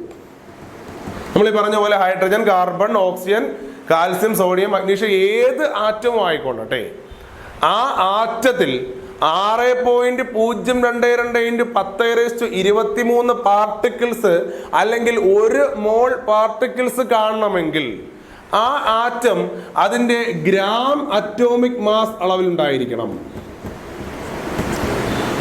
അപ്പോൾ എല്ലാം കണക്ട് ചെയ്ത് പഠിക്കുക. 1 മോൾ എന്ന് പറയുന്നത് 6.022 × 10⁻23 പാർട്ടിക്കിൾസ് ആണ്. അപ്പോൾ ഈ പാർട്ടിക്കിൾസ് ഒരു ആറ്റമാണ് നമ്മൾ പറയുന്നത്. ഒരു ആറ്റം എടുത്തു കഴിഞ്ഞാൽ ആറ്റത്തിനകത്ത് ഈ പറയപ്പെടുന്ന പാർട്ടിക്കിൾസ് കാണണമെങ്കിൽ ആ ആറ്റം നമ്മൾ എടുക്കേണ്ട അളവെന്ന് പറയുന്നത് അതിന്റെ ഗ്രാം അറ്റോമിക് മാസ് അളവിലായിരിക്കണം. ക്ലിയർ? എക്സാമ്പിളിലേക്ക് നമുക്ക് പോവാം. നമ്മളിവിടെ പറഞ്ഞു ഹൈഡ്രജന്റെ ഗ്രാം അറ്റോമിക് മാസ് എന്ന് പറയുന്നത് 1 ആണ്. ഹൈഡ്രജന്റെ ആറ്റം ഹൈഡ്രജൻ, അതിന്റെ ഗ്രാം അറ്റോമിക് മാസ് എന്ന് പറയുന്നത് 1 ഗ്രാം ആണ്. അപ്പൊ നമ്മൾ ആ 1 ഗ്രാം ഹൈഡ്രജൻ ആണ് എടുക്കുന്നതെങ്കിൽ ആ 1 ഗ്രാമിനകത്ത് 6.022 × 10⁻23 പാർട്ടിക്കിൾസ് കാണും. ഓക്കെ, നമ്മളെ കൺസെപ്റ്റ് ഓർക്കുക. ഏതൊരു ആറ്റവും അതിന്റെ എന്തളവിൽ നമ്മൾ എടുത്തു കഴിഞ്ഞാൽ ഗ്രാം അറ്റോമിക് മാസ് അളവിലാണ് എടുക്കുന്നതെങ്കിൽ അതിൽ എത്ര പാർട്ടിക്കിൾസ്? 6.022 × 10⁻23 പാർട്ടിക്കിൾസ്. അങ്ങനെ 6.022 × 10⁻23 പാർട്ടിക്കിൾസ് ഉണ്ടെങ്കിൽ നമുക്ക് അതിന് എന്ത് വിളിക്കാം? 1 മോൾ ആയി പരിഗണിക്കാം. ക്ലിയർ ആയല്ലോ? ഇനി നമ്മൾ ആദ്യം അവസാനം നമ്മൾ ഇത് ബന്ധിപ്പിക്കുകയാണ്. ഏതൊരു ആറ്റവും 1 മോൾ കാണണമെങ്കിൽ അല്ലെങ്കിൽ 6.022 × 10⁻23 പാർട്ടിക്കിൾസ് കാണണമെങ്കിൽ അതിന്റെ ഗ്രാം അറ്റോമിക് മാസ് എത്രയാണോ അത്രയും അളവ് നമ്മൾ എടുത്തിരിക്കണം. മറ്റു എക്സാമ്പിൾ നോക്കിയാൽ കാർബൺ. ഈ കാർബണിനകത്ത് 1 മോൾ കാണണമെങ്കിൽ അല്ലെങ്കിൽ 6.022 × 10⁻23 പാർട്ടിക്കിൾസ് കാണണമെങ്കിൽ ആ കാർബൺ എടുക്കേണ്ട അളവെന്ന് പറയുന്നത് 12 ഗ്രാം ആണ്. 12 ഗ്രാം കാർബൺ എടുത്താൽ അതിൽ എത്ര പാർട്ടിക്കിൾസ്? 6.022 × 10⁻23 പാർട്ടിക്കിൾ. അത് ഏത് ആറ്റം ആയിക്കോട്ടെ, ഏത് ആറ്റമായാലും അതിന്റെ ഗ്രാം അറ്റോമിക് മാസ് അളവിൽ നമ്മൾ എടുത്തു കഴിഞ്ഞാൽ അതിൽ 6.022 × 10⁻23 പാർട്ടിക്കിൾസ് ഉണ്ടായിരിക്കും. അങ്ങനെയെങ്കിൽ അതിനെ 1 മോളായി നമുക്ക് എന്ത് ചെയ്യാം? പരിഗണിക്കാം. അപ്പോൾ ഡെഫിനിഷൻ എഴുതേണ്ടതാണ്. 1 മോൾ എന്ന് പറയുന്നത് 6.022 × 10⁻23 പാർട്ടിക്കിൾസിനെയാണ് നമ്മൾ എത്ര മോളായി പരിഗണിക്കുന്നത്? 1 മോളായി പരിഗണിക്കുന്നത്. ഏതൊരു ആറ്റവും നമുക്ക് 1 മോൾ കിട്ടണമെങ്കിൽ ആ ആറ്റം അതിന്റെ ഗ്രാം അറ്റോമിക് മാസ് അളവിൽ നമ്മൾ എന്ത് ചെയ്യണം? എടുത്തിരിക്കണം. ഇനി ഈ 6.022 × 10⁻23 പാർട്ടിക്കിൾസിനെ, ആ ഒരു എണ്ണത്തെ നമ്മൾ വിളിക്കുന്ന ഒരു പേരുണ്ട്, ഒരു ടേമുണ്ട്, അവഗാഡ്രോ നമ്പർ. 6.022 × 10⁻23 പാർട്ടിക്കിൾസിനെ ആ ഒരു എണ്ണത്തെ വിളിക്കുന്ന പേരെന്ന് പറയുന്നത് അവഗാഡ്രോ നമ്പർ, ഡിനോട്ട് ചെയ്യുന്ന സിമ്പൽ Na. ഓർത്തിരിക്കുക, ഇതും പരീക്ഷയിൽ ചോദിച്ചിട്ടുള്ളതാണ്.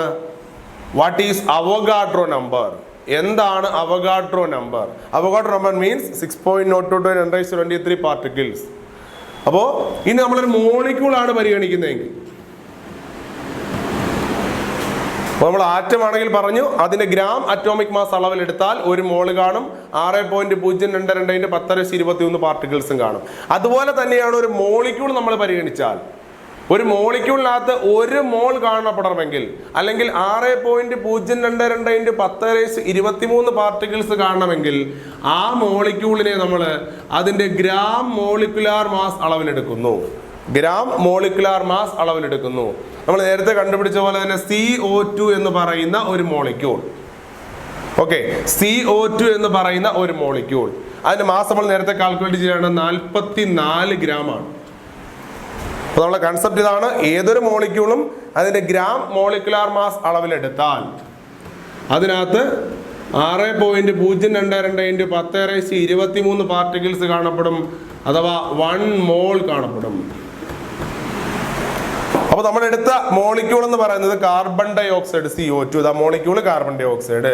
അതിന്റെ ഗ്രാം മോളിക്കുലാർ മാസ് എത്ര? 44 ഗ്രാം. അങ്ങനെ ഒരു മോളിക്യൂൾ ആണ്. അതിന് നമ്മൾ അതിന്റെ ഗ്രാം മോളിക്കുലാർ മാസ് അളവിൽ എടുത്തു കഴിഞ്ഞാൽ നമ്മൾ എത്ര പാർട്ടിക്കിൾസ് എന്നാണ് പഠിച്ചേക്കുന്നത്? 6.022 × 10⁻23 പാർട്ടിക്കിൾസ്. അതുകൊണ്ട് നമുക്ക് പറയാൻ പറ്റും 44 ഗ്രാം കാർബൺ ഡൈ ഓക്സൈഡ് എന്ന് പറയുന്നത് എത്ര മോളിന് തുല്യമായിരിക്കും? 1 മോളിന് തുല്യമായിരിക്കും. അപ്പോൾ ഇത്രയുമാണ് നമുക്ക് ഒരു മോളുമായി അല്ലെങ്കിൽ മോൾ കൺസെപ്റ്റിന്റെ എന്താണ് മോൾ എന്ന് പറയുന്ന സെക്ഷനിൽ അറിഞ്ഞിരിക്കേണ്ടത്. ഇനി നമുക്ക് ഇതിന്റെ 3 സമവാക്യം കൂടി ആയിക്കഴിഞ്ഞാൽ ചാപ്റ്റർ തീരുന്നതാണ്. അപ്പോൾ ഇവിടെ ഓർത്തിരിക്കുക, മോൾ കൺസെപ്റ്റിൽ മോൾ എന്ന് പറയുന്നത് എന്താണ് 1 മോൾ? വാട്ട് ഈസ് 1 മോൾ എന്ന് ചോദിച്ചാൽ 6.02 × 10⁻23 പാർട്ടിക്കിൾസ് അല്ലെങ്കിൽ അവഗാഡ്രോ നമ്പർ പാർട്ടിക്കിൾസ് കാണപ്പെടുകയാണെങ്കിൽ അതിനെ നമുക്ക് 1 മോൾ എന്ന് വിളിക്കാം. ഇനി ഒരു ആറ്റം 1 മോൾ കിട്ടണമെങ്കിൽ അത് അതിന്റെ ഗ്രാം അറ്റോമിക് മാസ് അളവിലെടുക്കണം. ഒരു മോളിക്യൂൾ അതിന്റെ 1 മോൾ കിട്ടണമെങ്കിൽ അത് അതിന്റെ ഗ്രാം മോളിക്കുലാർ മാസ് അളവിലെടുക്കണം എന്നതാണ് നമുക്ക് ഇവിടെ അറിഞ്ഞിരിക്കേണ്ട പ്രധാനപ്പെട്ട ടോപ്പിക്. ഇനി നമുക്ക് അതിന്റെ ഇക്വേഷൻ സെക്ഷനിലേക്ക് പോവാം. ഇക്വേഷനും പ്രോബ്ലം കൂടെ ആകുമ്പോൾ നമുക്ക് ഈ സെക്ഷൻ അവസാനിപ്പിക്കാം. അപ്പൊ നെക്സ്റ്റ് നമുക്കിനി ഈ ചാപ്റ്ററിലെ ഇക്വേഷൻ സെക്ഷനിലേക്ക് പോവാം. നമുക്ക് പ്രധാനമായിട്ടും ഈ മോൾ കൺസെപ്റ്റ് പ്രസ്താവിക്കേണ്ടത് 3 ടേമുകളുമായി ബന്ധപ്പെടുത്തിയാണ്. അതായത് ഒരു ആറ്റം ആണെങ്കിൽ അതിന്റെ ഗ്രാം അറ്റോമിക് മാസുമായി ബന്ധപ്പെടുത്തി 1 മോൾ എന്താണെന്ന് പ്രസ്താവിക്കണം. ഒരു മോളിക്യൂൾ ആണെങ്കിൽ ഗ്രാം മോളിക്കുലാർ മാസുമായി ബന്ധപ്പെടുത്തി 1 മോൾ പ്രസ്താവിക്കണം. മൂന്നാമത്തെ കണ്ടീഷൻ എന്ന് പറയുന്നത് STP standard temperature and pressure. അവിടെ നിൽക്കുന്നത് നമുക്ക് ആദ്യം ആറ്റം മോളിക്യൂൾ എന്നിവയുമായി ബന്ധപ്പെടുത്തി മോൾ കണക്കാക്കാനുള്ള സമവാക്യത്തെ കുറിച്ചാണ് നമുക്ക് പഠിക്കേണ്ടത്. 72 ഗ്രാം കാർബൺ, 72 ഗ്രാം കാർബൺ. ഈ 72 ഗ്രാം കാർബണിനകത്ത് ക്വസ്റ്റ്യൻ തരുന്നത് നമ്പർ ഓഫ് മോൾസ് കാൽക്കുലേറ്റ് ചെയ്യുക, അതുപോലെ തന്നെ നമ്പർ ഓഫ് പാർട്ടിക്കിൾസ് കാൽക്കുലേറ്റ് ചെയ്യുക.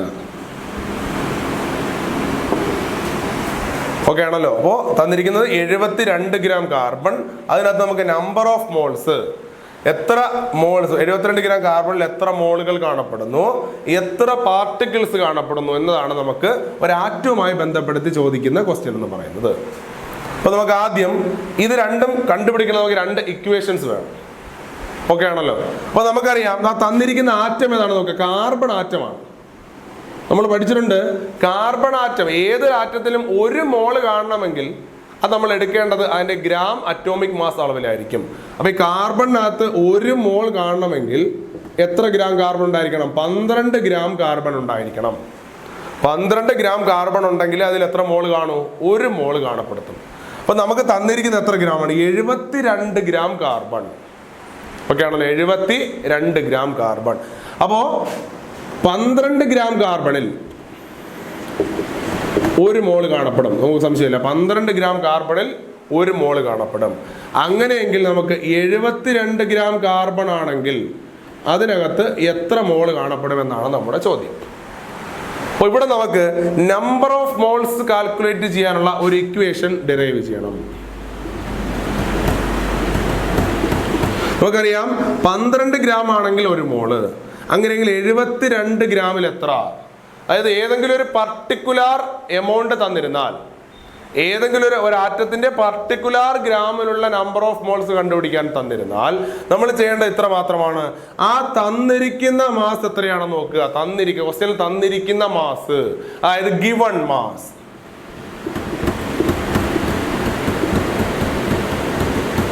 ക്വസ്റ്റ്യനിൽ തന്നിരിക്കുന്ന മാസ് എത്രയാണെന്ന് നോക്കുക. ഇവിടെ നമുക്ക് 72 ഗ്രാം ആണ് തന്നിരിക്കുന്നത്. ആ തന്നിരിക്കുന്ന മാസിനെ ഏത് ആറ്റമാണോ തന്നിരിക്കുന്നത്, ഇവിടെ ഏത് ആറ്റമാണ്? കാർബൺ ആറ്റമാണ്. ആ ആറ്റത്തിന്റെ ഗ്രാം അറ്റോമിക് മാസ് കൊണ്ട് ഭാഗിക്കും. തന്നിരിക്കുന്ന മാസിനെ ആറ്റത്തിന്റെ ഗ്രാം അറ്റോമിക് മാസ് കൊണ്ട് ഭാഗിക്കുക. വളരെ ഇമ്പോർട്ടൻ്റ് ആയിട്ടുള്ള ഇക്വേഷൻ ആണ്. ഒരാറ്റം തന്നിരുന്നാൽ അത് നമ്പർ ഓഫ് മോൾസ് കണ്ടുപിടിക്കാൻ ആ ആറ്റത്തിന്റെ എത്രയാണോ തന്നിരിക്കുന്ന മാസ് നമ്മൾ നോക്കുക. ഗിവൺ മാസ് എത്രയാണ്? ആ ഗിവൺ മാസിനെ അതിന്റെ ഗ്രാം അറ്റോമിക് മാസ് കൊണ്ട് ഭാഗിക്കുന്നു. അപ്പൊ നമുക്കവിടെ എന്ത് കിട്ടുന്നു? നമ്പർ ഓഫ് മോൾസ് കിട്ടും. ഒരാറ്റമാണെങ്കിൽ തന്നിരിക്കുന്ന മാസിനെ എന്തുകൊണ്ട് ഭാഗിക്കുക? ഗ്രാം അറ്റോമിക് മാസ് കൊണ്ട് ഭാഗിക്കുക. നോക്കിയേ, ഇവിടുത്തെ given mass 72 gram divided by gram atomic mass. കാർബണിന്റെ ഗ്രാം അറ്റോമിക് മാസ് എന്ന് പറയുന്നത് 12 ഗ്രാം ആണ്. സോ നമുക്ക് 72/12 6 മോൾസ് എന്ന് കിട്ടും. ഇതാണ് നമ്മുടെ ഫസ്റ്റ് ഇക്വേഷൻ എന്ന് പറയുന്നത്. ഒരു ആറ്റം തന്നിരുന്നാൽ, നോക്കിയേ, ഇവിടെ ആറ്റമാണോ മോളിക്യൂളാണോ നമ്മൾ ആദ്യം തിരിച്ചറിയുക. കാർബൺ ആറ്റമാണ്. ഒരു ആറ്റം തന്നിരുന്നാൽ അവിടെ നിന്ന് നമ്പർ ഓഫ് മോൾസ് കണ്ടുപിടിക്കാനുള്ള സമവാക്യം എന്ന് പറയുന്നത് ക്വസ്റ്റ്യനിൽ തന്നിരിക്കുന്ന മാസ് എത്രയാണെന്ന് നമ്മൾ നോക്കുക. ആ തന്നിരിക്കുന്ന മാസിനെ തന്നിരിക്കുന്ന ആറ്റത്തിന്റെ ഗ്രാം അറ്റോമിക് മാസ് കൊണ്ട് ഡിവൈഡ് ചെയ്ത് കഴിഞ്ഞാൽ ആ ആറ്റത്തിൽ കാണപ്പെടുന്ന നമ്പർ ഓഫ് മോൾസ് എത്രയാണെന്ന് നമുക്ക് കാൽക്കുലേറ്റ് ചെയ്യാനായി സാധിക്കും.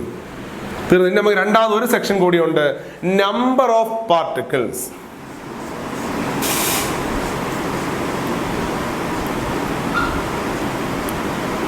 നമ്പർ ഓഫ് പാർട്ടിക്കിൾസ് നേരത്തെ മോൾ പറഞ്ഞതാണ്. ഒരു മോൾ ഉണ്ടെങ്കിൽ ഏത് ആയിക്കോട്ടെ, ആറ്റമോ എന്തോ ആയിക്കോട്ടെ, ആറ്റമോ തന്മാത്രമോ ഏതായി കഴിഞ്ഞാലും അതിനകത്ത് ഒരു മോൾ കാണപ്പെടുകയാണെങ്കിൽ, ക്ലിയർ ആണല്ലോ. ഒരു മോൾ എന്ന് പറയാൻ എത്ര പാർട്ടിക്കിൾസ് നമുക്കറിയാം? 6.022 × 10⁻23 പാർട്ടിക്കിൾ, അല്ലെ അവഗാഡ്രോ നമ്പർ ഓഫ് പാർട്ടിക്കിൾസ് കാണപ്പെടും. ഓക്കെ ആണല്ലോ. ഒരു മോളിൽ 6.022 × 10⁻23. അപ്പൊ നമുക്കിവിടെ കിട്ടിയ എത്ര മോളാണ്? 6 മോളാണ്. ക്ലിയർ ആണല്ലോ. ഒരു മോൾ എന്ന് പറഞ്ഞാൽ 6.022 × 10⁻23. അങ്ങനെയെങ്കിൽ 6 മോളിനകത്ത് എത്ര പാർട്ടിക്കിൾസ് ചോദിച്ചു കഴിഞ്ഞാൽ നമുക്ക് എത്ര മോൾ ഉണ്ടോ ആ മോളിനെ 6.022 × 10⁻23 കൊണ്ട് മൾട്ടിപ്പിൾ ചെയ്തു. സോ നമ്പർ ഓഫ് പാർട്ടിക്കിൾസ് കണ്ടുപിടിക്കാനുള്ള സമവാക്യം നമ്മൾ ആദ്യം കണ്ടുപിടിച്ച നമ്പർ ഓഫ് മോൾസ്, ആ നമ്പർ ഓഫ് മോൾസിനെ നമ്മൾ അവഗാഡ്രോ നമ്പറായ 6.022 × 10⁻23 കൊണ്ട് ഗുണിച്ചു കഴിഞ്ഞാൽ അവിടെ എന്തായി? നമ്പർ ഓഫ് പാർട്ടിക്കിൾസ് ആയി. രണ്ടാമത്തെ സമവാക്യം. ഒരാറ്റം തന്നിരുന്നാൽ നമ്പർ ഓഫ് പാർട്ടിക്കിൾസ് കണ്ടുപിടിക്കാൻ നമ്മൾ കണ്ടുപിടിച്ച നമ്പർ ഓഫ് മോൾസിനെ അവഗാഡ്രോ സംഖ്യ കൊണ്ട് എന്ത് ചെയ്യുക? ഗുണിക്കുക. അവഗാഡ്രോ സംഖ്യ കൊണ്ട് ഗുണിക്കുക. ഇവിടെ നോക്കിയേ, നമ്മൾ കണ്ടുപിടിച്ച നമ്പർ ഓഫ് മോൾസ് എന്ന് പറയുന്നത് 6 അവഗാഡ്രോ നമ്പർ 6.022 × 10⁻23. ക്ലിയർ ആയല്ലോ. അപ്പോൾ ഒരാറ്റമാണ് തന്നിരിക്കുന്നതെങ്കിൽ അവിടുന്ന് നമ്പർ ഓഫ് മോൾസ് കണ്ടുപിടിക്കാൻ ഗിവൺ മാസിനെ അതിന്റെ ഗ്രാം അറ്റോമിക് മാസ് കൊണ്ട് ഭാഗിക്കുക. നമ്പർ ഓഫ് പാർട്ടിക്കിൾസ് കണ്ടുപിടിക്കാൻ നമ്പർ ഓഫ് മോൾസിനോടൊപ്പം അവഗാഡ്രോ സംഖ്യ എന്ത് ചെയ്യുക? ഗുണിക്കുക. സോ ഇവിടെ നമ്മൾ ക്വസ്റ്റ്യൻ ആൻസർ എന്ന് പറയുന്നത് number of moles equal to 6 നമ്മൾ കണ്ടുപിടിച്ചു. 72/12 6. നമ്പർ ഓഫ് പാർട്ടിക്കിൾസ് എന്ന് പറയുന്നത് 6 × 6.022 × 10⁻23. ഇത്രയുമാണ് നമ്മുടെ ഒരു ആറ്റം തന്നിട്ട് അതിനകത്തുനിന്ന് number of moles number of particles കണ്ടുപിടിക്കാനുള്ള സമവാക്യം എന്ന് പറയുന്നത്. ഇനി മോളിക്യൂൾസും നമ്മൾ STP ആകുമ്പോൾ അവസാനിക്കും. അപ്പോൾ നമ്മുടെ രണ്ടാമത്തെ സെക്ഷനിലേക്ക്, രണ്ടാം സെക്ഷനുമായി ബന്ധപ്പെട്ട ക്വസ്റ്റ്യൻ എന്ന് പറയുന്നത്, അപ്പോൾ ആറ്റവുമായി ബന്ധപ്പെട്ട ഒരു ക്വസ്റ്റ്യൻ കിട്ടിയാൽ നമ്പർ ഓഫ് മോൾസ് കണ്ടുപിടിക്കാൻ തന്നിരിക്കുന്ന മാസ്, ഗിവൺ മാസിനെ ഗ്രാം അറ്റോമിക് മാസ് കൊണ്ട് ഭാഗിക്കുന്നു. ആ കിട്ടുന്ന നമ്പർ ഓഫ് മോൾസിനെ അവഗാഡ്രോ സംഖ്യ കൊണ്ട് ഗുണിക്കുമ്പോൾ അവിടുത്തെ പാർട്ടിക്കിൾസ് ആയി. ഇനി നമുക്ക് മോളിക്യൂളുമായി ബന്ധപ്പെട്ട ക്വസ്റ്റ്യൻ. ഇപ്പോൾ ഒരു എമൗണ്ട് തരികയാണ് 180 ഗ്രാം H2O. എന്നിട്ട് അതിനകത്ത് ഫസ്റ്റ് പാർട്ട് ക്വസ്റ്റ്യൻ എന്ന് പറഞ്ഞാൽ calculate the gram molecular mass of H2O. B part, calculate the number of moles. C, calculate the number of particles അല്ലെങ്കിൽ number of molecules. 180 gram H2O എത്ര molecules കാണപ്പെടുന്നുണ്ട്? ഇത്രയാണ് നമുക്ക് ഒരു മോളിക്യൂളുമായി ബന്ധപ്പെടുത്തി ചോദിക്കുന്ന ക്വസ്റ്റ്യൻ എന്ന് പറയുന്നത്. അപ്പോൾ നമുക്ക് നേരത്തെ പഠിച്ചു, ഒരു ആറ്റമാണ് തരുന്നതെങ്കിൽ അവിടെ നമുക്ക് നമ്പർ ഓഫ് മോൾസ് കണ്ടുപിടിക്കാൻ നമ്മൾ തന്നിരിക്കുന്ന മാസിനെ ഗ്രാം ഗ്രാം അറ്റോമിക് മാസ് കൊണ്ട് ഭാഗിച്ചു. അങ്ങനെയെങ്കിൽ അതൊരു മോളിക്യൂൾ ആണെങ്കിൽ H2O നമ്മൾ ആദ്യം മനസ്സിലാക്കണം, തന്നിരിക്കുന്ന ആറ്റമാണോ മോളിക്യൂളാണോ നമ്മൾ തിരിച്ചറിയുക. നേരത്തെ ആറ്റമായിരുന്നപ്പോൾ ഗിവൺ മാസിനെ ഗ്രാം അറ്റോമിക് മാസ് കൊണ്ട് ഭാഗിച്ചു. അങ്ങനെയെങ്കിൽ സ്വാഭാവികമായിട്ടും ഇതൊരു മോളിക്യൂൾ ആയതുകൊണ്ട് ഇവിടെ നമ്പർ ഓഫ് മോൾസ് കണ്ടുപിടിക്കാൻ ഗിവൺ മാസിനെ ഗ്രാം മോളിക്കുലാർ മാസ് കൊണ്ട് ഭാഗിക്കുക. ഓക്കെ, നേരത്തെ ആറ്റം ആയതുകൊണ്ട് ഗിവൺ മാസിനെ ഗ്രാം അറ്റോമിക് മാസ് കൊണ്ട് ഡിവൈഡ് ചെയ്തു. ഇവിടെ നമുക്ക് കണ്ടുപിടിക്കേണ്ടത് ഒരു മോളിക്യൂളിന്റെ ആയതുകൊണ്ട് തന്നിരിക്കുന്ന മാസിനെ ഗിവൺ ഇക്വേഷൻ മാത്രമേ വന്ന രീതി നമുക്ക് പഠിക്കാനുള്ള. ഒന്നാമത്തെ ഇക്വേഷൻ നമ്പർ ഓഫ് ഒരു മോളിക്യൂൾ തന്നിട്ട് നമ്പർ ഓഫ് മോൾസ് കണ്ടുപിടിക്കാൻ പറഞ്ഞാൽ ഗിവൺ മാസിനെ ഗ്രാം മോളിക്കുലാർ മാസ് കൊണ്ട് നമ്മൾ എന്ത് ചെയ്യുന്നു? ഭാഗിക്കുന്നു. ഒന്നാം സെക്ഷൻ കഴിഞ്ഞ് രണ്ടാമത്തെ equation. Okay, number of molecules അല്ലെങ്കിൽ number of particles.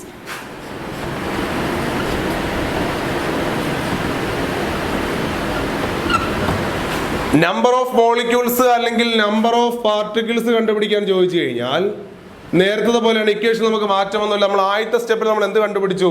Number of moles കണ്ടുപിടിച്ചു. ഈ കിട്ടിയ നമ്പർ ഓഫ് മോൾസിനെ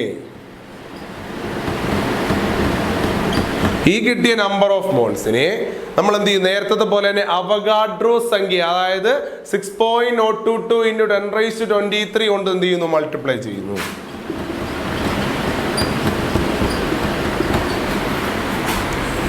അപ്പോൾ ഒരു മോളിക്യൂളാണ് തന്നിരിക്കുന്നതെങ്കിൽ നമ്പർ ഓഫ് മോൾസ് കണ്ടുപിടിക്കാൻ ഗിവൺ മാസിനെ ഗ്രാം മോളിക്കുലാർ മാസ് കൊണ്ട് വായിക്കുന്നു. ഇനി അവിടെ നിന്ന് നമ്പർ ഓഫ് മോൾസ് കിട്ടിക്കഴിഞ്ഞാൽ നമ്പർ ഓഫ് മോളിക്യൂൾസ് അല്ലെങ്കിൽ പാർട്ടിക്കിൾസ് കണ്ടുപിടിക്കാൻ കിട്ടിയ നമ്പർ ഓഫ് മോൾസിനെ അവഗാഡ്രോ സംഖ്യ കൊണ്ട് എന്ത് ചെയ്യുന്നു? ഗുണിക്കുന്നു. ഇനി നമുക്ക് സെക്ഷൻ ക്വസ്റ്റ്യനിലേക്ക് ഇക്വേഷൻ ആയി നമുക്ക്. അപ്പോൾ ഒന്നാമത്തെ question calculate gram molecular mass of H2O. H2Oയുടെ ഗ്രാം മോളിക്കുലർ നേരത്തെ ചർച്ച ചെയ്ത സെക്ഷനാണ്.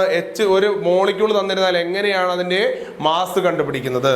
സോ ഇവിടെ നോക്ക്, 2 ഹൈഡ്രജൻ ആറ്റം, ഒരു ഹൈഡ്രജൻ ആറ്റത്തിന്റെ mass 1 gram plus 1 oxygen atom. So 2 × 1 2 പ്ലസ് 16 18 ഗ്രാം.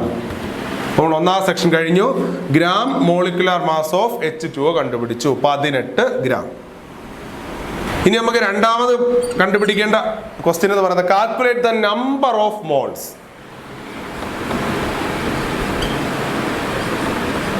അപ്പോൾ എപ്പോഴും നമ്മൾ ഇക്വേഷൻ കൃത്യമായിട്ട് എഴുതിയിരിക്കണം. ഇക്വേഷൻ എഴുതിയ ശേഷം മാത്രമേ ആൻസർ എഴുതാവൂ. നമ്പർ ഓഫ് മോൾസ് ഇക്വേഷൻ എന്താ? ഗിവൺ മാസ്, തന്നിരിക്കുന്ന മാസിനെ നമ്മൾ ആ മോളിക്യൂളിന്റെ GM ഗ്രാം മോളിക്കുലാർ മാസ് കൊണ്ട് ഭാഗിക്കുന്നു. ഇവിടുത്തെ ഗിവൺ മാസ് നോക്കി, നമ്മൾ ഗിവൺ മാസ് മീൻസ് ക്വസ്റ്റ്യനിൽ തന്നിരിക്കുന്ന മാസ് 180 ഗ്രാം. ക്ലിയർ ആണല്ലോ? 180 ഗ്രാം. അതിനെ gram molecular mass of H2O നമ്മൾ ഫസ്റ്റ് സ്റ്റെപ്പിൽ കണ്ടുപിടിച്ചു 18 ഗ്രാം. കാൽക്കുലേറ്റ് ചെയ്യുമ്പോൾ നമുക്ക് 10 മോൾസ് എന്ന് കിട്ടും. നമ്മുടെ രണ്ടാം സെക്ഷൻ കംപ്ലീറ്റ് ചെയ്തു. നമ്പർ ഓഫ് മോൾസ് നമ്മൾ കണ്ടുപിടിച്ചു. എത്ര? 10 മോൾസ്. ഇനി മൂന്നാമത് ചോദിച്ചിരിക്കുന്നത് നമ്പർ ഓഫ് മോളിക്യൂൾസ് അല്ലെങ്കിൽ നമ്പർ ഓഫ് പാർട്ടിക്കിൾസ്. അപ്പൊ നമ്പർ ഓഫ് മോൾസ് ഉണ്ടെങ്കിൽ നമുക്ക് അവിടുന്ന് പാർട്ടിക്കിൾസിന്റെ എണ്ണം കണ്ടുപിടിക്കാൻ നമ്പർ ഓഫ് മോൾസിനെ അവഗാഡ്രോ സംഖ്യ കൊണ്ട് ഗുണിക്കുന്നു. നമ്മൾ അവഗാഡ്രോ സംഖ്യ കൊണ്ട് ഗുണിക്കുന്നു. So number of molecules.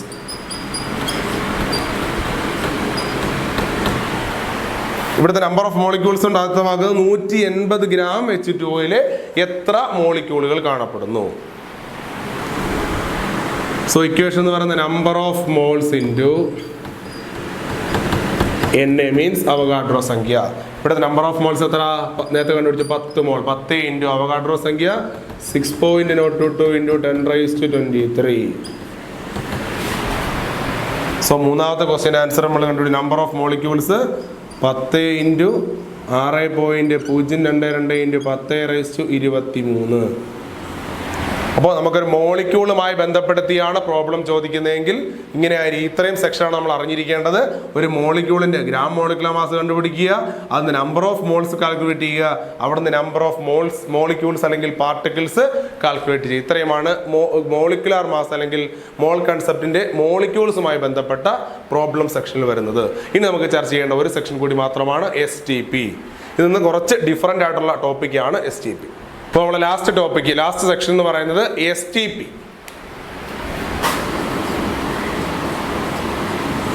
അപ്പോൾ നമ്മൾ ആദ്യം പറഞ്ഞിരിക്കണം STPയുടെ ഫുൾ ഫോം എന്താണ്. ഒരു എക്സാമിന് ഫൈനൽ എക്സാമിന് ചോദിച്ചിട്ടുള്ള ക്വസ്റ്റ്യൻ ആണ്. What is the full form of STP? STP means standard temperature and pressure.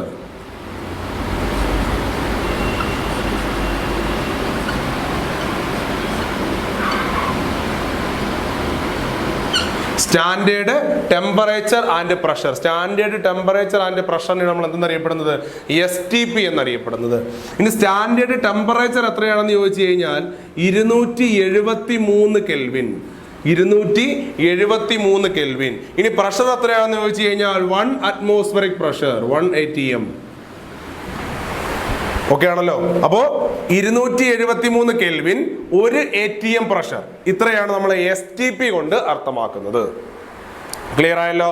അപ്പോ ഇത് 273 കെൽവിൻ 1 atm ഇതൊരു ലാബ് കണ്ടീഷൻ ആണ് നമ്മൾ STP എന്ന് പറയുന്നത്. STP എന്ന് പറയുന്നത് ഒരു ലാബിൽ നമ്മൾ ഉണ്ടാക്കിയെടുക്കുന്ന കണ്ടീഷനാണ്. അപ്പൊ നേരത്തെ നമ്മൾ അറ്റോമിക് മാസ്, മോളിക്കുലാർ മാസ്, അവിടെ എല്ലാം നമ്മൾ കാൽക്കുലേറ്റ് ചെയ്യാൻ അടിസ്ഥാനമാക്കി എടുക്കുന്നത് മാസാണ്. എന്നാൽ STP എന്ന് പറയുന്ന ലാബ് കണ്ടീഷനിൽ നമ്മൾ അടിസ്ഥാനമാക്കി എടുക്കുന്നത് ആറ്റം ആയാലും മോളിക്യൂൾ ആയാലും അതിന്റെ വോളിയത്തെയാണ് പരിഗണിക്കുന്നത്. നമ്മൾ നേരത്തെ പറഞ്ഞൊരു ആറ്റം ആണെങ്കിൽ അതിന്റെ ഗ്രാം അറ്റോമിക് മാസ് അളവിലെടുത്താൽ 1 മോൾ കാണപ്പെടും. അതിൽ 6.022 × 10⁻23 പാർട്ടിക്കിൾസ് കാണപ്പെടും. ഒരു മോളിക്യൂൾ ആണെങ്കിൽ അതിന്റെ ഗ്രാം മോളിക്കുലാർ മാസ് അളവിലെടുത്താൽ 1 മോൾ കാണപ്പെടും. അവഗാഡ്രോ നമ്പർ ഓഫ് പാർട്ടിക്കിൾസ് കാണപ്പെടും. ഇനി ഇവിടുത്തെ പ്രത്യേകത എന്ന് പറഞ്ഞാൽ ഇവിടെ നമുക്ക് വോളിയം ആണ് പരിഗണിക്കുന്നത്. ഇവിടെ നമ്മൾ STP അതായത് ലാബ് കണ്ടീഷനിൽ നമ്മളൊരു ആറ്റമോ അല്ലെങ്കിൽ ഒരു മോളിക്യൂളോ നമ്മൾ പരിഗണിക്കുന്നു. ആറ്റം ആയിക്കോട്ടെ മോളിക്യൂൾ ആയിക്കോട്ടെ. അപ്പൊ ആറ്റം ആയാലും മോളിക്യൂൾ ആയാലും നമ്മൾ STP എന്ന് പറയുന്ന ലാബ് കണ്ടീഷനിൽ എടുത്താൽ അവിടെ നമുക്ക് 1 മോള് കിട്ടണമെങ്കിൽ, ആറ്റം ആയിക്കോട്ടെ മോളിക്യൂൾ ആയിട്ട് അവിടെ 1 മോള് കിട്ടണമെങ്കിൽ നമ്മൾ ഒരു പർട്ടിക്കുലർ അളവിൽ പർട്ടിക്കുലർ വോളിയം ആ പദാർത്ഥം എടുത്തിരിക്കണം. ആ പർട്ടിക്കുലർ വോളിയം എന്ന് പറയുന്നത് 22.4 ലിറ്റർ ആണ്. അപ്പൊ നമ്മൾ ഒന്നുകൂടെ പറയുന്ന ഒരു ആറ്റമോ ഒരു മോളിക്യൂളോ 22.4 ലിറ്റർ എടുത്താൽ മാത്രമേ നമുക്ക് 1 മോള് കിട്ടത്തുള്ളൂ. അല്ലെങ്കിൽ 22.4 ലിറ്ററിലാണ് 6.022 × 10⁻23 പാർട്ടിക്കിൾസ് അല്ലെങ്കിൽ അവഗാഡ്രോ നമ്പർ ഓഫ് പാർട്ടിക്കിൾസ് കാണപ്പെടുന്നത്. അപ്പോൾ ഒന്നുകൂടെ ഓർക്കുക, STP ലാബ് കണ്ടീഷനിൽ ഒരു ആറ്റം ആയാലും മോളിക്യൂൾ ആയാലും 1 മോള് കിട്ടണമെങ്കിൽ 22.4 ലിറ്റർ എടുക്കണം. അതായത് 22.4 ലിറ്റർ പദാർത്ഥത്തിൽ 6.022 × 10⁻23 കണികകൾ കാണപ്പെടും. ഈ 22.4 ലിറ്ററിനെ നമ്മൾ അറിയപ്പെടുന്ന പേരാണ് molar volume at STP. Molar volume at STP. Molar volume at STP. അപ്പോൾ നമ്മൾ മറ്റൊരു ചെറിയൊരു വ്യത്യാസമുണ്ട്. നേരത്തെ നമ്മൾ ഗ്രാം അറ്റോമിക് മാസ് അളവിലും ഗ്രാം മോളിക്കുലാർ മാസ് അളവിലും എടുക്കുമ്പോഴാണ് നമുക്ക് 1 മോൾ കിട്ടിയതെങ്കിൽ നമ്മുടെ STP കണ്ടീഷനിൽ പറയുന്നു ആറ്റം ആയിക്കോട്ടെ മോളിക്യൂൾ ആയിക്കോട്ടെ 1 മോൾ കിട്ടണമെങ്കിൽ നമ്മൾ 22.4 ലിറ്റർ ആണ് എടുക്കേണ്ടത്. ഇപ്പൊ കാർബൺ എന്ന് പറയുന്ന ആറ്റം, അപ്പൊ നോർമലി നമുക്ക് അതിന്റെ 1 മോൾ കിട്ടണമെങ്കിൽ നമ്മൾ 12 ഗ്രാം ആയിരുന്നു എടുക്കേണ്ടത്. അത് STPയിലാണെങ്കിൽ 22.4 ലിറ്റർ എടുക്കണം. നമ്മൾ നേരത്തെ കണ്ടുപിടിച്ച H2 എന്ന് പറയുന്ന മോളിക്യൂൾ, അതിന് 1 മോള് കിട്ടണമെങ്കിൽ നമ്മൾ എടുക്കേണ്ട ഗ്രാം എന്ന് പറയുന്ന 18 ഗ്രാം ആയിരുന്നു. എന്നാൽ അത് STPയിലാണെങ്കിൽ 22.4 ലിറ്റർ എടുക്കണം. സോ നോക്കി, കാർബൺ എന്ന് പറയുന്ന ആറ്റവും H2 എന്ന് പറയുന്ന മോളിക്യൂളും, ആറ്റം ആയാലും ശരി മോളിക്യൂൾ ആയാലും ശരി, നമുക്ക് 1 മോള് കിട്ടണമെങ്കിൽ STPയിൽ എത്ര എടുത്തേ പറ്റൂ? 22.4 ലിറ്റർ ഉണ്ടായിരിക്കണം. നമ്മൾ ഇതിനെ വിളിക്കുന്ന പേരാണ് molar volume at STP. Molar volume at STP. ഇതാണ് STPയുടെ അതിന്റെ ബേസ് ആയിട്ട് വരുന്ന പോർഷൻ. ഇനി നമുക്ക് അതിന്റെ പ്രോബ്ലം സെക്ഷനിലേക്ക് കടക്കാം. അപ്പൊ നമുക്ക് ക്വസ്റ്റ്യനിലേക്ക് പോവാം. ക്വസ്റ്റ്യൻ ഇതാണ്: 44.8 ലിറ്റർ NH3. 44.8 litre NH3. അതിനകത്തുനിന്ന് calculate the number of moles. രണ്ടാമത്തെ question: calculate the number of particles അല്ലെങ്കിൽ മോളിക്യൂൾസ്. അപ്പോൾ നമുക്ക് ഇവിടെയും വേണം 2 ഇക്വേഷൻസ് ഉണ്ട്. നമ്മൾ നേരത്തെ നമ്പർ ഓഫ് മോൾസ് കണ്ടുപിടിക്കാനുള്ള ഇക്വേഷൻ നമ്മൾ പഠിച്ചു. ആറ്റം ആണെങ്കിൽ തന്നിരിക്കുന്ന മാസിനെ ഗ്രാം അറ്റോമിക് മാസ് കൊണ്ടും, മോളിക്യൂൾ ആണെങ്കിൽ തന്നിരിക്കുന്ന മാസിനെ ഗ്രാം മോളിക്കുലാർ മാസ് കൊണ്ടും ഭാഗിച്ചു. ഇനി STP ആണെങ്കിൽ, STP കണ്ടീഷൻ ആണെങ്കിൽ നമ്പർ ഓഫ് മോൾസ് കണ്ടുപിടിക്കാൻ ഇവിടെ നമുക്ക് മാസ് ആണോ തന്നിരിക്കുന്നത്? ശ്രദ്ധിച്ചേ, 44.8 ലിറ്റർ. ലിറ്റർ മീൻസ് വോളിയം ആണ്, വോളിയം വ്യാപ്തമാണ്. സോ ഗിവൺ വോളിയത്തെ, തന്നിരിക്കുന്ന വോളിയം എത്രയാണോ ആ ഗിവൺ വോളിയത്തെ നമ്മൾ നേരത്തെ പറഞ്ഞു, ആറ്റം ആണെങ്കിൽ ഗ്രാം അറ്റോമിക് മാസ് കൊണ്ടും മോളിക്യൂൾ ആണെങ്കിൽ ഗ്രാം മോളിക്കുലാർ മാസ് കൊണ്ടും ഭാഗിച്ചു. ഇവിടെ STP ആയതുകൊണ്ട് ഇവിടെ നമ്മൾ മോളാർ വോളിയം കൊണ്ട് ഭാഗിക്കുന്നു. Molar volume at STP. മാർക്കത് മോളാർ വോളിയം എത്രയാണ്? 22.4 ലിറ്റർ. ഓക്കെ, ഇവിടെ ഈ കണ്ടീഷൻ മാത്രമേ നമുക്ക് വ്യത്യാസമുള്ളൂ. നമ്പർ ഓഫ് മോൾസ് കണ്ടുപിടിക്കാൻ ഇവിടെ വോളിയമാണ് നമ്മൾ പരിഗണിക്കുന്നത്.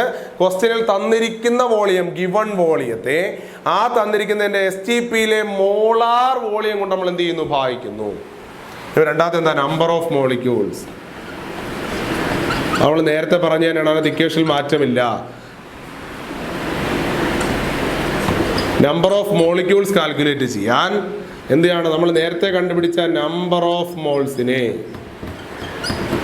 അവഗാഡ്രോ സംഖ്യ കൊണ്ട് ഗുണിക്കുന്നു. അത് ഇക്വേഷനിൽ മാറ്റമില്ല, നമ്മൾ നേരത്തെ പറഞ്ഞ അതേ ഇക്വേഷൻ തന്നെയാണ്. STPയിൽ നമ്പർ ഓഫ് മോൾസ് കാൽക്കുലേറ്റ് ചെയ്യാൻ മാത്രമാണ് എന്തുള്ളത്? ഇക്വേഷനിൽ ചെറിയ വ്യത്യാസമുള്ളത്. ശ്രദ്ധിച്ചിരണം, ഇപ്പോൾ തിരിഞ്ഞു പോകാൻ ചാൻസ് ഉണ്ട്. തന്നിരിക്കുന്നത് ലിറ്റർ ആണോ എന്ന് നോക്കുക, ഗ്രാം അല്ല, ഇവിടെ ലിറ്റർ ആണ്. ലിറ്റർ ആണെങ്കിൽ equation given volume divided by molar volume at STP. നമുക്ക് പ്രോബ്ലത്തിലേക്ക് പോവാം. ആദ്യം നമുക്ക് നമ്പർ ഓഫ് മോൾസ് കാൽക്കുലേറ്റ് ചെയ്യാം. നമ്പർ ഓഫ് മോൾസിന്റെ equation given volume divided by molar volume. Okay, given volume എത്രയാണ്? 44.8 litre divided by molar volume at STP 22.4 litre. അപ്പോൾ calculate ചെയ്യുമ്പോൾ 2 മോൾസ് എന്ന് കിട്ടും. 2 മോൾസ് എന്ന് കിട്ടും. ക്ലിയർ ആണല്ലോ? അപ്പോൾ ഒന്നാമത്തെ ക്വസ്റ്റ്യൻ ആൻസർ എന്ന് പറയുന്നത് 2 മോൾസ്. ഇനി നമുക്ക് പ്രശ്നങ്ങളില്ല, കാരണം നമുക്ക് മോൾ കിട്ടിക്കഴിഞ്ഞാൽ മോളിക്യൂൾസ് അല്ലെങ്കിൽ പാർട്ടിക്കിൾസ് നമ്മൾ പഠിച്ചു വെച്ചിട്ടുണ്ട്. Number of molecules, number of molecules കണ്ടുപിടിക്കാൻ എന്താ ഇക്വേഷൻ? നമ്പർ ഓഫ് മോൾസിനെ അവഗാഡ്രോ സംഖ്യ കൊണ്ട് ഗുണിക്കുന്നു. നമ്മുടെ നമ്പർ ഓഫ് മോൾസ് എന്ന് പറയുന്നത് 2, അവഗാഡ്രോ സംഖ്യ എന്ന് പറയുന്നത് 6.022 × 10⁻23. സോ രണ്ടാമത്തെ ക്വസ്റ്റ്യൻ്റെ ആൻസർ 2 × 6.022 × 10⁻23. ഇത്രയുമാണ് നമുക്കിവിടെ വരുന്ന പ്രോബ്ലം സെക്ഷൻ എന്ന് പറയുന്നത്. Atom, molecule, STP. അപ്പോൾ അത് മൂന്നുമായി ബന്ധപ്പെടുത്തി number of moles, number of particles അല്ലെങ്കിൽ നമ്പർ ഓഫ് മോളിക്യൂൾസ് എന്നിവ കണ്ടുപിടിക്കാനുള്ള സമവാക്യങ്ങൾ നമ്മൾ എന്ത് ചെയ്തു? പഠിച്ചു. ഈ ഇക്വേഷൻസ് കൃത്യമായിട്ട് പഠിക്കുക. ഇതുമായി ബന്ധപ്പെട്ട കൂടുതൽ ചോദ്യങ്ങൾ എന്ത് ചെയ്യുക? ആവർത്തിച്ച് ചെയ്ത് പഠിക്കുക. പ്രോബ്ലം സെക്ഷനാണ്. മിനിമം 3 മാർക്കിനോളം ക്വസ്റ്റ്യൻ ചോദിക്കുന്ന പോർഷനാണ് മോൾ കൺസെപ്റ്റ്. കൃത്യമായിട്ട് ഈ പോർഷൻസ് എന്ത് ചെയ്യുക? കവർ ചെയ്യുക. അപ്പോൾ ഇത്രയുമാണ് നമ്മുടെ സെക്കൻഡ് ചാപ്റ്ററിൻ്റെ റിവിഷൻ എന്ന് പറയുന്നത്. ഇതോടുകൂടി ഈ ചാപ്റ്ററിൻ്റെ റിവിഷൻ ക്ലാസ് ഇവിടെ അവസാനിക്കുന്നു. അടുത്ത ചാപ്റ്ററിൻ്റെ റിവിഷൻ ക്ലാസ്സുമായിട്ട് നമുക്ക് അടുത്ത എപ്പിസോഡിൽ കണ്ടുമുട്ടാം. നന്ദി.